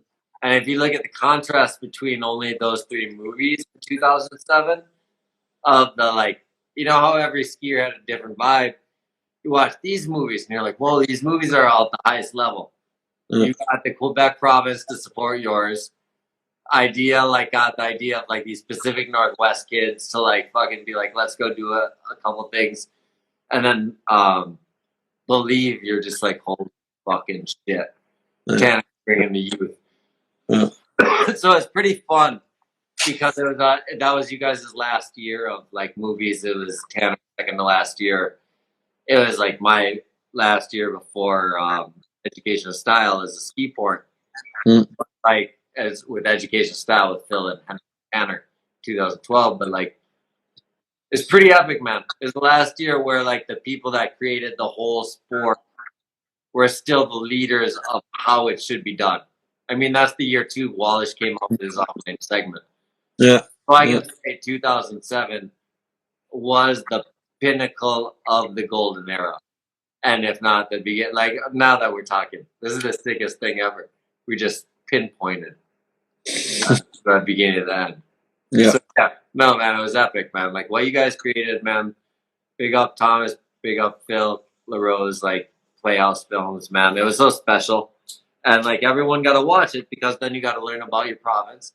You got to learn about like different artistic forms. Because there's artistic forms in movies, but it's not the same thing. You know, like we got to love or hate Save. You know what I mean? Like you didn't like Save, you loved it or hated it. That's a big deal. Yeah. It's just too bad that we cannot find Phil. Could you ask me? No, that's the thing. You need to get on that, Iberg, man. We need those movies somewhere, man. I can't even show my kids, man. They've been watching royalty. You don't own a fucking DVD player? Yeah, we need to get all of the Playhouse collection online. Iberg is actually in the discussion to put all his movies onto a USB card and sell the USB card, which is what the Mac Dog is doing through Videograss, and it's a great idea. So you want Playhouse to should do the same. if I get a hold of the 5 Playhouse films and I do all my 5 Eric Iberg films, can I put it on a USB card and sell it for like $30? Oh yeah, for sure. I talked with Phil and Thomas, but I'm sure we need to figure out a way to make it somewhere, man. It's like even for me, I know LaRose has them all somewhere in his computer. Because I have mine. Like I know I got Koskinen's like to do you guys' Playhouse film from fucking DVDs, but like and then New Schoolers, because they changed their video players, I uploaded them all. So if you type in all your film names and New Schoolers, they show up, but they don't play anymore. Fuck you, New Schoolers. Yeah, exactly. But it was just from 2012 to 2013 where they changed their player. Whatever. Like, but we lost that history. So I'm just looking at it, I'm like, man, like I couldn't even find your White Shine segment. I'm like, man, you know, like your most iconic segment, you know, or something like that, like in a movie where it's that, what's that I Am song? Sounds a man, never a ham, never a damn. But that's the song, right? You used in White No? The White Shine? What song you used? Some kind of rap song, French rap song, right? I Am? That was Exact Science. It's my Shuriken and my segment Exact Science, but White Shine, I don't think so. Yes. So Yo, what are we gonna do, Phil? Is we random people going, dude? The time is fine, dude. We can do 5 hours. yeah, Phil just told me on.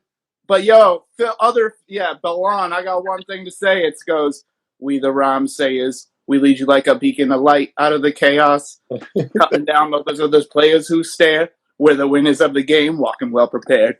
That song, dude, Iberg and Phil, like, big up, all praises. Woo! Best segment of all time. Royalty. Thanks. Yeah. Thanks. No doubt. So Phil, Yeah. do you know Kevin? What's that? Do you know Kevin? Have you guys met? Yeah, we met Yeah. one time, and I rapped that whole song to you. At Kevin is the creator of 3-4 Lifestyles. Oh, Kevin lived with Tanner and me. Yeah, Kevin drove the van on the Inspired demo tour. Kevin is the fucking shit. So Thank you. and he's from New Hampshire, from Sunapee. Big up Sunapee. So like, I want you to understand what's happening right now is a caller in just fucking like, he created his life off skiing, man, off singing that song. Sick, man. It's crazy that whole movie, but like you having that opening segment, that like I had seen like Salad Days before that, and that was probably the only other like real film that I saw. And then I saw Royalty, and I was like, I am in, like all the way in. And that opening seg just did it, you know. Sick. Thanks, man. Thanks. No doubt. And you know who Kevin's brother is, Phil? Oh yeah, you probably know my brother Brady. Yeah, Brady. Yeah, the guy that films a shitload of shit that's dope. I talked to those guys. I know exactly who they are. We talk a lot. We bought their Okay, stuff. I just wanted to make sure because like this is your influence. Yeah. Kevin's the straight best leader in the sport nowadays, man. That last shot was like an alley-oop 3 tail, like Toxic, and it was just so fucked up good. Styles incredible. That one, yeah. Thanks, Phil, for the pull up. 360.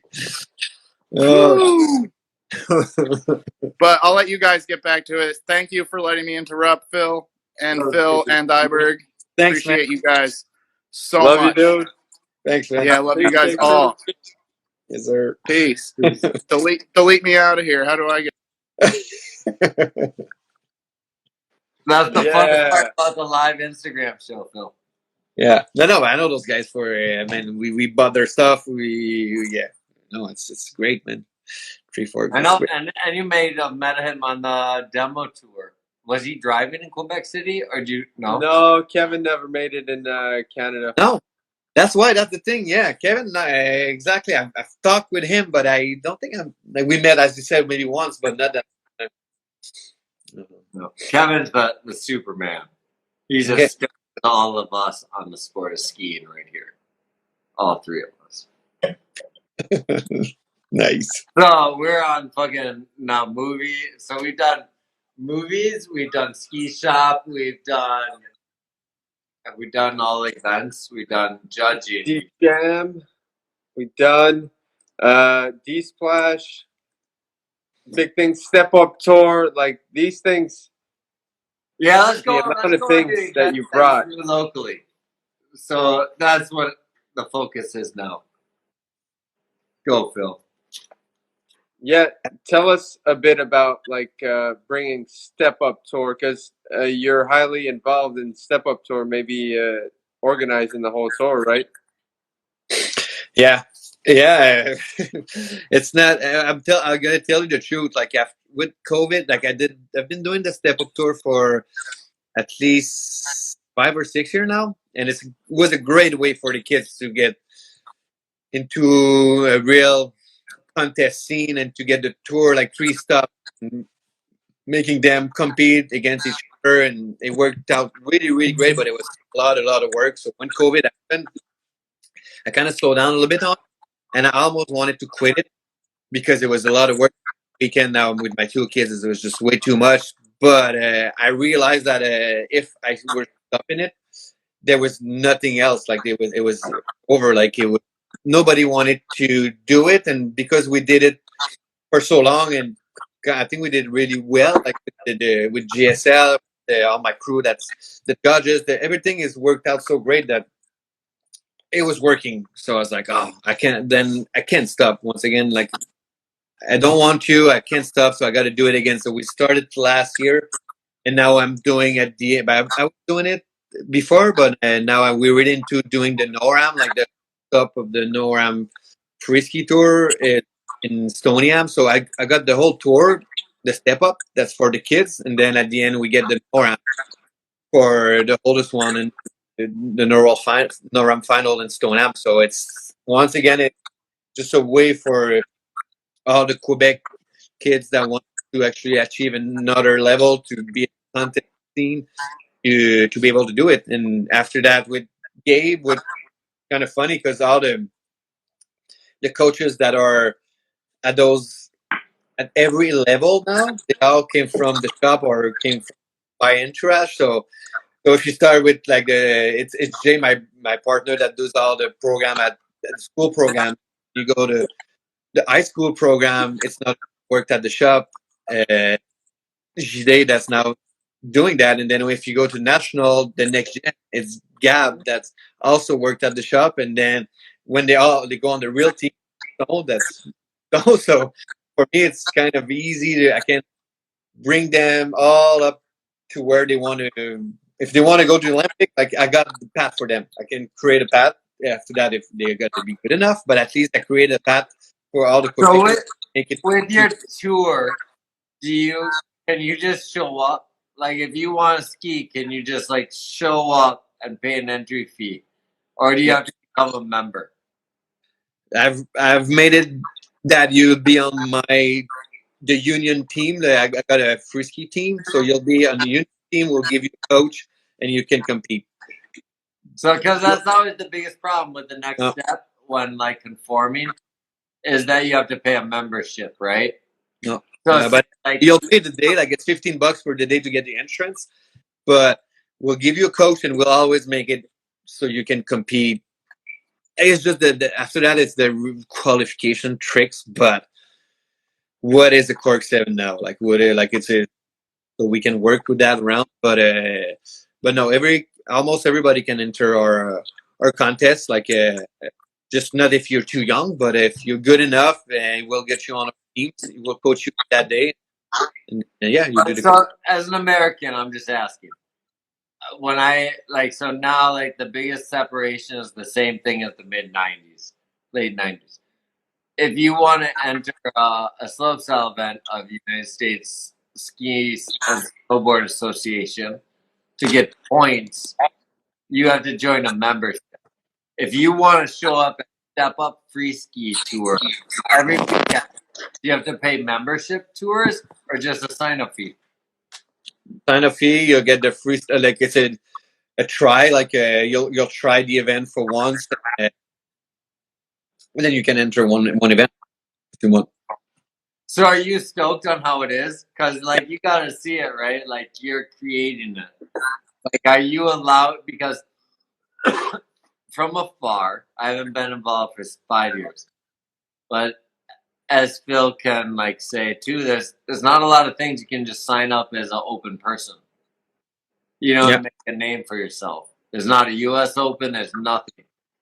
Can you show up at step-up tours and become the man because you just paid an entry fee? You could, but the thing is, there's no more of those kids. Yeah. Okay. More of, the out of nowhere kids. Like that's not because of my event will always allow anybody to come in, but there will not be that guy because that guy will already be in the club. That's the thing. There's no more. Now you have to train to maximize. They'll go somewhere and they'll end up at my event and they'll win. But no, it's been maybe 4 years. There's no more of that kid. This is over. There will never be one of those anymore. So are you stoked where Step Up is? Yeah, because it's still us. Like it's still me there jumping. It's Guillaume Saint-Cyr. It's the whole crew. It's the good vibe. all about having fun. It's that's why I'm still doing it. Like it works. And that's why the club and the mountain let us do it, because they know we're doing it right and it works. So not really so that's why I do it, because I will definitely stop if it. And I see more and more the parents now that are helping us are super cool. They are same background as me, so they can help, and like they're like the whole community that are involved into the step up now. It's awesome. So I hope I will be able to let it go more and give it back to those people that are actually there right now. There's a good crew of people everywhere that are good. Like Fred from Offord has been there forever, like still there, and like everywhere. And Quebec, like people are helping out on that tour, so that's cool. I'm signing up. When's the first stop? Where's the first stop? Yeah, when? When it's gonna be Stoneham, January, start January. So yeah, 28, 29. Yeah, those are the stuff. Word up. So goes, if you're in Quebec and Washington, let's go sign up for that shit. Yeah. So dope shit. Right here, people. Bam. Bam. Amazing, man. Giving so much back. There's this quote by Winston Churchill that I think fits. It's we make a living by what we get, but we make a life by what we give. And I think this applies very well to you and Iberg. Yeah, that's a big thing, for sure. Yeah. So I'm pretty much running down on my list, except for I got Iberg's weed dealer. That's all. That's all that's left on my list. That's it. Milano's my weed dealer. I always had my photos, man. I had a huge stack of photos, but I didn't bring it to the garage. But yeah, great. I got them too, man. I think we made doubles. No, I got more doubles. Like I got more shit that you've never seen. Great. But no, what else? What else we got, Phil? Rapid fire is where I'm at. Okay, go. You ready for this, Phil? So these are just like one-line questions, and you can answer as spontaneously as you want. So, favorite pipe trick? You cook 5 mute grab. Favorite Phil? Phil? Yep. Yeah, out of all the Phils in Quebec, who's your favorite? That's not. I cannot answer that. You have to. It's really important to me. That's my number one question.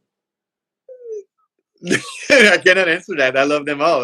For sure, La Rose and Dion are my 2 favorite because they're my brothers. You like them more than Philippe or Casabon or Warren or Laverlet, or like you like them more? It's like, no, not gonna answer that. Okay, on to the next. Favorite ski movie? By royalty, for sure. Yeah, for sure. That's the correct answer. Best style ever? I like Polar. Really like Polar. Wait, who? Eric? Pollard. Yeah. Wow. All right. Yeah. I really like it. For me, his headphone, his hat, like it's just his old. Yeah, no, I agree with you, man. He's my favorite ski artist. Yeah, exactly. You guys are I call you guys artists more than athletes. Eric Pollard is my favorite ski artist. So fucking big Pollard. Yeah.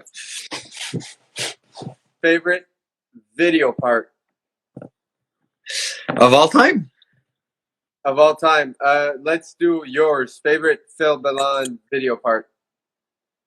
I say royalty again because it's definitely everything that I wanted to show. But I really like Ready Fire Aim also.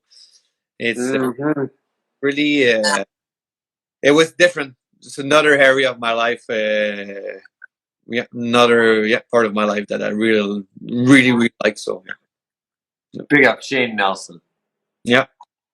Is that worse than Iberg? It was the best part of my life and the worst part of my life together. And I know, it's nuts. It's almost nuts. Like, that, even making that segment when you come out to Minnesota for a week, just drink Tanqueray and smoke a billion cigarettes and make that segment in us. Fucking epic. Yeah. And then your real life on top of that was special. Yeah, exactly. Yeah. Favorite ski movie song?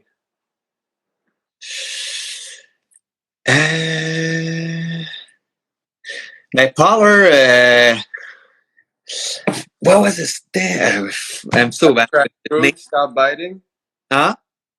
Propaganda segment. Abstract Rude, Stop Biting. Yeah. That's it. Yeah, that's the one. Yeah, but I'm bad. What's the Stop Biting? I What's don't the know name? if the title was Stop Biting. Yeah, but yeah, that's powers. That's why, like, the whole segment style, the whole thing. Yeah. Do. So that was All I think about is you Swollen. running off Oh, the and field. brings it on. Yeah. That's your segment in Happy Days. that's not it. Then I forget. Throw it out. That's you doing this. Yeah. Exactly. I didn't pull that one up. Mountain bike or skiing? Skiing. Favorite ski brand of all the brands? Well, I have to go with Armada. I have to go. No matter our differences, still. Now we gotta get back into that. That's the note after your questions. That's the next big topic. Favorite skier from Le Relais? Ben, La Rose. Thomas, the whole crew on the road, yeah. Warren was good. GSL was freaking good. GSL back in the days was good. ESL. Yeah. You know what I'm saying here? Yeah. Big up, yo. They were That's all I have, but Iberg, pull it up with the Armada. All right. So last week we did Johnny DeCesare. So I gotta expose how Johnny was a founder of Armada. You know, no one's ever talked about Johnny being a founder of Armada. He was an owner. And all this shit. And to me, that was a big deal. Johnny was a huge part of why it was created, all this shit. Big up Johnny DeCesare and all this. But you and Phil LaRose were also a humongous part of the original creation of Armada. And I don't know whoever's watching us, all 28 of you people. But the whole story is the whole point of this, Phil, is get it on tape. It's recorded. We're gonna put it here. We're gonna put it on a podcast, whatever. We want people to know what you did in life. You were an original part of Armada 20 years ago when it was founded. And so if we can tell the D-Structure followers, everyone, Casabon followers, because Phil's been part of it since day one too, JP hooking him up. But you were part of it from day one, you and Phil LaRose. And I want to big you and Phil LaRose up because the first ski ever, if you guys ever seen it, I just gave the ski away to a year ago. The first ski ever made by Armada was called the AR7. And if you've ever seen the original graphic of the first Armada ski, it was called AR7. First one you could buy was called an AR5. The reason it was called AR7, number 6 and number 7 was Phil LaRose and Philippe Bélanger. And this is where you guys all need to know, they were a huge part in getting the investors and getting the starting of Armada and everything. And that's where you need to get your love and respect. To this day, that's recorded on the show, on the podcast, whatever. But Armada exists, a big deal because of you brothers. Even though you didn't wear this, there's some shots with you with black skis on somewhere. But I don't know. I just want to give you your love, man. Because we started that shit together. 2001, when the movie finishing of Royalty, first ever meeting of Armada skis, was the morning after the Royalty premiere in Quebec City. And happened because of everything. And I've got that picture. The all of us, you and Boyd and all of us at that restaurant the next morning of the premiere. So I'll show. You have it, I'm sure too. But No, it's on New Schoolers. I put it out there. Oh yeah. Yeah. So like because Elena, Julian's girlfriend at the time, took photos that whole morning at La Dolphine in Quebec City, where we had our meeting. And so, like, it was a big deal. Armada Skis was technically created September 26, 2001, the day after the premiere of Royalty. And Phil Bélanger and Phil LaRose were a huge part of that. So even though they weren't part of it, they ended up getting their first pro models with Dina Star 2 years later. Yeah. Armada exists because of Phil Bélanger and Phil LaRose, as equal as all the other guys. Thank you for what you did, man, because, like, me from the back end, just getting athletes together and everything, you were a big part because you guys were winning everything.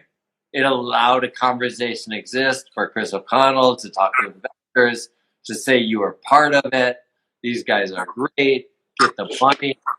Whatever. I know how it works. And, man, like, Phil Bélanger and Phil LaRose are a huge reason 20 years later Armada exists. So thank you, man. I want people to know. Thanks.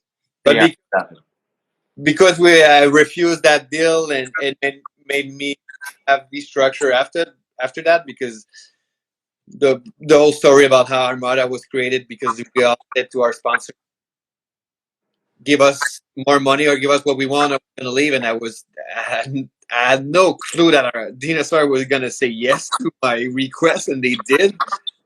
But what I did with that money is start the structure. So at some point, Destructure, Playhouse, had a ski with your name on it.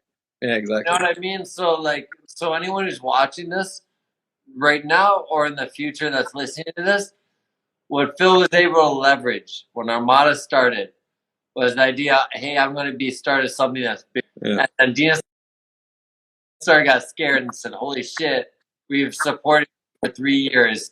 We better do better. And because of Armada, Phil LaRose, Phil Bélanger, and Phil Dion got promoted. So Armada allowed you to get a pro model with Dina Star. Exactly. So that's what people have to understand. Like, that's how I always viewed it as, like, man, like, that's so sick. Like, you finally got what you deserved, even though you didn't get to come with us. You know, like, be half pipe guys and do that. It was like everyone won, man, and that's what everyone has to realize. Go try to create shit, because even when you don't create the shit that you dream of creating. Because Phil and I dreamed of creating a ski company since the day we met each other. And then even though we didn't create a ski company together, he got that pro model ski right fucking behind me. And then because of that ski, it allowed him to create D-Structure and create Playhouse. And if he went with Armada, he wouldn't have created D-Structure or Playhouse. So everything is fucking epic. So go try to do dope shit, man. Don't be a pussy. Thanks. Exactly. That's exactly the story. And this is the start of it all. Right there. Said it. Thanks. That's true. That's the truth. Yep. Incredible. That's the fun part, Phil. So, that's the only part of this show, man. Documented, recorded. It's on there. Put it on podcast. Like, I don't know. I get bummed because skiing doesn't care about history, but history is so important, especially when you're trying to create a legacy. And if you're at 2 decades of creating a legacy, you're at a quarter of a century, technically. Since 1995, you're at a quarter of a fucking century. And if you don't have a legacy of what you've done from day one, man, like, it's fuckery. Like, D-Structure's the shit. Buy your shit from them. They're ship worldwide. Like, you want to compete in Quebec, go to a fucking step of that. You want to, do something, do what Phil's involved in. You want to buy a bike, do that. So it's just I don't know. I want to make sure legacies are important. You are the biggest foundation, icon, legend in the sport. The biggest. I can say it over JP, over Julian, over like JF, all these guys. They watched Free Bob. They didn't create fucking the next movie till 1997. Know your spot. If you die tomorrow, man, you fucking were there first. Everyone got to see it because you documented it. I had friends in Minnesota that put their skis in ovens in 92 and made twin tips. Kids in Oregon, big up Griffin and these guys, made twin tips in the early 90s. Made solution twin tips. Screw it on. You guys did the shit. You put it out. Everyone saw it before anyone else. Know that. Know how dope you are. And if the fucking screen and internet connection cuts out now, you're the fucking illest human that's ever created twin tip skiing. Thanks, man. That's all I got. Too much, but I guess this show is about that, so I'll take it for sure. That's what the show's about. We're giving flowers for it, man. And that is I'll take it right here for sure, and I'll keep it, and it'll be recorded. So when I'll film that, man, I'll have some to watch for sure, forever, man. You can show your kid, be like, man, this weird guy named Eric Iberg said I was cool. I promise. Whatever. This is unbelievable. It is. Thanks for doing that for us. It's there's no word to describe how it feels. It never happened before either, so it's pretty unique. But it's cool. Thanks a lot. Thanks, Phil. Thanks. You haven't spoken, but I know it's you all part of it too. And I know it's your ideas as much as Iberg. So thanks a lot, Phil, for that. Thank you, man. Yeah, I can't implement better than what Iberg said. For what you represent for the scene is just like monumental. So we're definitely blessed to have you on. And like Iberg said, you could be any of us could be gone tomorrow. So give thanks for the opportunity of doing this tonight, and the people that have been showing love in the comment. Like, this is a special thing for sure that we got, and you have given so much. Like I said, with the quote from Winston Churchill, you like have given much more than what you've received, but you've given back, and that's like very honorable. And I thank you for that. And I definitely was inspired and am still inspired by what you do. Thanks, man. Thanks a lot, Phil. Merci beaucoup, Phil. Très apprécié. Ça fait plaisir, man. Puis au plaisir de skier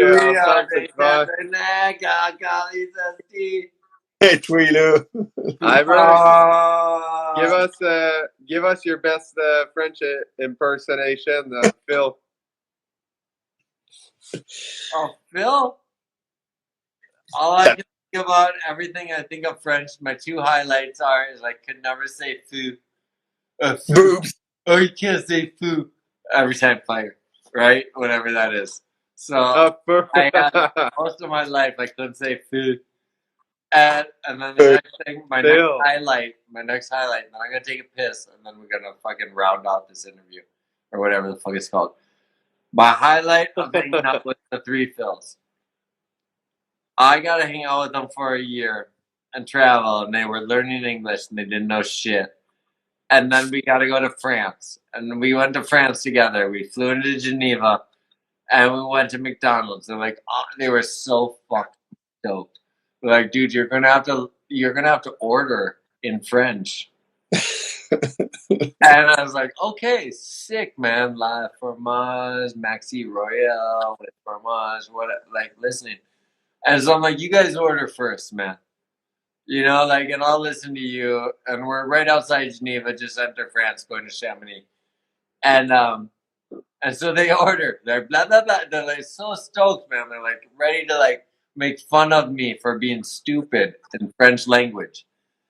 And they fucking go up and order in their fucking French from Quebec at the McDonald's in France. And they're like, blah, blah, blah, blah, blah. And the lady looks at him and goes, I'm sorry, what do you want? And I'm like, oh, you guys are so fucking stupid, you can't even speak the language that you're supposed to speak French. So my highlight of traveling with the Phils was going to France and then not being able to speak French. I'm going to go piss, and then we're going to finish this. But that was the super highlight. Big up. Denied. Yeah, vous êtes pas tout seul à vous être fait mécomprendre en France. Moi aussi, chaque fois, genre, j'essaie de parler, puis they answer back in English as if I didn't speak the same language as they did. It's a constant thing. I think it's a little bit of arrogance they got going. Exactly. They think they know it all. Yeah. So what's I guess, like, Phil, one thing also we give the opportunity to is who would you like to give flowers to? Anybody in particular? Time to shout out some names if you got them. He just went to the bathroom. Iberg? Yeah, definitely Iberg. I mean, definitely. Like, because people don't know our relation that much. We're tangling on, but I mean, he's pretty much teach me how to be who I am. Like, I was so young, man, so stupid. So when I was 17, man, didn't speak a word of English. Moving out, man, he's like, just move out to California, man, come with me. We'll live together. You'll learn English. You'll become a skier. We'll do that and that and that. I was like, no, maybe 19. So, I mean, it makes no sense normally for me to do that, but I did it, and I become who I am now. And a lot of it is because of him, because he always pushed me in the right direction, no matter what. Like, never complain, never be upset or stupid. Like, just go, man. Like, as he always say, are you sick? Your family's happy. Why are you fucking whining? If, like, this is the two most important thing. Like, if you're healthy and you got a roof under your head, just go with it, man. And this is I live my life with that. Like, from what you teach me when I was, this is, yeah. If I could give flowers to, it's definitely be that guy that goes to the bathroom a lot. Mr. It's only Piss a lot. twice in 2.5 hours, man. Go flogger and wine. So it's not that much. But get things, Phil. Like, it's been so fun. Like, if I really think, like, everything you've done, man, like, everything in the sport, like, it's just so fun to look back, like, with Phil the last week, like, when we really broke it down, because I watched segments. You know, we watched segments of everyone, and we're like, oh, sick, they did this. But then there's so much more, man. Like, it's absolutely crazy to see. Like, because I did all the shit you did. And, like, I did it as not a professional skier. Like you did it all. You did the tours. You did the movie events. You did that. And I'm like, holy shit, man. Like, you didn't have to do one thing that you did. And you would have made a lot more money. Your house would be twice as big. You're fucking, like, every single thing. But it was all, like, to make movies, you lose money. To have your ski shop the first decade, you lost money. So, like, every single thing you did was like, what can I give? You're like, wow, I got this, so I can give that. And it was equal. It was whatever you received, you gave. So, I don't know. It's just really fun to look the last week at how you did it. Because it's pretty fucked up, man. Big up yourself on everything the last 20 years. It's fucked up. 25 years. Thanks. No way. When I'm on skis at the shop, sometimes I think about all that, and I still there with my drills and binding on a twin tip ski, and like, really, man, like I'm still stoked. Every ski that I drill is like another customer, another kid that's gonna be on twin tip, and it's like perfect. This is work. That's works for me. Let's keep on doing it. Like, so it's so important for me to go back to the base, realize why I'm doing it, and that's why I'm still doing it, because I really do actually love it. Like, I really do love going to the shop, and because for me right now it's where I'm the more relevant, at the shop or at my event, where I can connect with the new generation. This is those two places, because I'm not a skier as I used to be.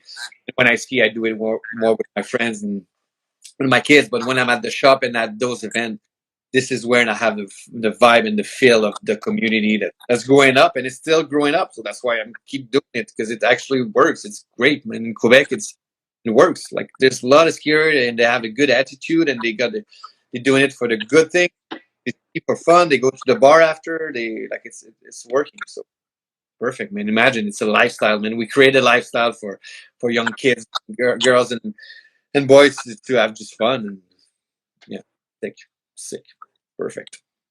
Big up on going from strength to strength, like, and transitioning so seamlessly and being smart with the money that you earn free skiing to reinvest in like skiing still, which is very honorable. And there's nobody like you in the sport that did it that way. So it's fully, I mean, I salute you for it. It's such an inspiration. I hope that I can transition my way into figuring out a way to be sustainable and still be in skiing. It's impressive and beautiful. Thanks, man. Thanks. And that's it, I think, unless Iberg, you got some, do it. My kids are waking up soon. Gotta go to school. Thank you so much, Phil, for taking the time to jump on with us. It's my pleasure, and it was actually really, really, really funny. It happens a good time for me to do that. Actually, I needed it, so it's freaking perfect. It's actually, everything happens for a reason, and that happened for a reason. So thanks a lot. Oh yeah, man. Yep. Perfect, guys. Thanks for everything. Peace, Phil. Thank you. Keep on doing what you guys are doing. It's perfect. Thanks a lot for doing it. Thank you, Phil. Peace. There it is, man. Again, another fucking epic. Holy cow. That was our longest one. Yes, we're still up, dude, and I get energy from this. People, thanks for sticking around. Anybody that's been here for the whole 2 hour and 27 minute, you crazy. Dope. Great. And that's it, man. Another one in the books, Poober. Congratulations and thank you. And big up for all your thoughtful words, man. Like, you uplifted this thing to another level. Tonight was epic. Tonight was the biggest one ever. Ever. So big up Phil Bélanger. Big up, Phil Bélanger, indeed. Thank you, people, for tuning in to Giving Flowers, the best show in skiing. We're going to see you probably next week. We don't know yet who we got, but we can figure it. Word. Peace, Poop. Peace.